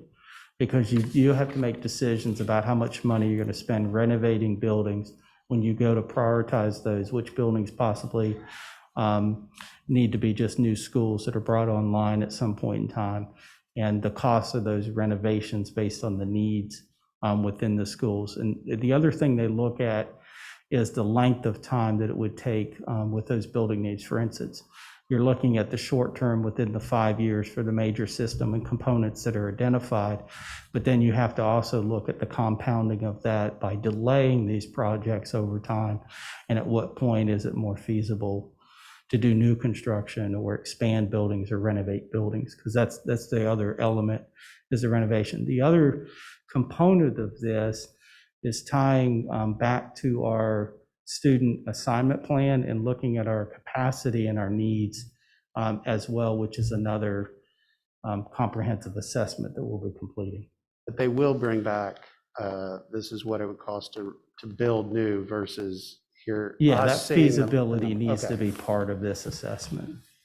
Because if not, it's like you said, we have a book of millions of dollars of needs, but there's projects that aren't put together and there's no decision points for how we go about getting that work completed. And this is just a RFP request at this point. That is correct. This is, we in good faith can't put out RFPs or proposals without the board knowing about those, because the second part of that is bringing you back a contract for approval. Okay, Ms. Smiley, and then I know Ms. Stevens. Excellent. So you said Chapel Hill recently did something similar. So is the output of this going to address the same sort of standard set of questions as for any building in Chapel Hill, for example? So, some of the more creative things we've talked about, like, putting all those projects together and prioritizing, any of those things that could happen. Will the output of this sort of facilitate that in terms of similar information across both school districts? I think that's a little more difficult because Chapel Hill was addressing some of their older schools, and Chapel Hill also had gone through a period of time where they were building new schools on a continual basis, and then that kind of stopped 15 or 20 years ago. And so their assessment was a little bit different because they don't have critical components in multiple buildings like we have with the age of our buildings and our schools here. I do think there are similarities in the feasibility. There are similarities in now the project plans and what the county expects from both school districts, and looking at the long-range forecasting. And in fact, I was on a call this past week with my colleagues in Chapel Hill, because as we prepare our facility assessments and as we work towards the capital improvement projects, there are things that we compare and mirror and work together on to complete, because we're both addressing the same issues. Great. Ms. Stevens? Madam Chair, I would make a motion that we approve the authorization for 2022-23 comprehensive facility capital needs assessment. Second. All in favor? Aye. Any opposed? Okay, Thank you. thank you. All right, and we've made a decision to have the Hillsborough Elementary School assignment priorities on our next meeting agenda. Is that correct? Okay. And letter so, E. I'm sorry? And letter E, correct? We would. The first reading of policies as well, yes. Drop that. Okay, do I have a motion to adjourn? We took the, oh, I'm sorry. We also had dropped E earlier in the evening, the first read of policies. I'm sorry, we're moving Hillsborough to next meeting? Yes, ma'am. With me, okay. Yep. Motion to adjourn. Second. From Ms. Smiley and a second from Ms. McKenzie. All in favor? Aye. All opposed? Great. Have a good evening, everybody. Thank you.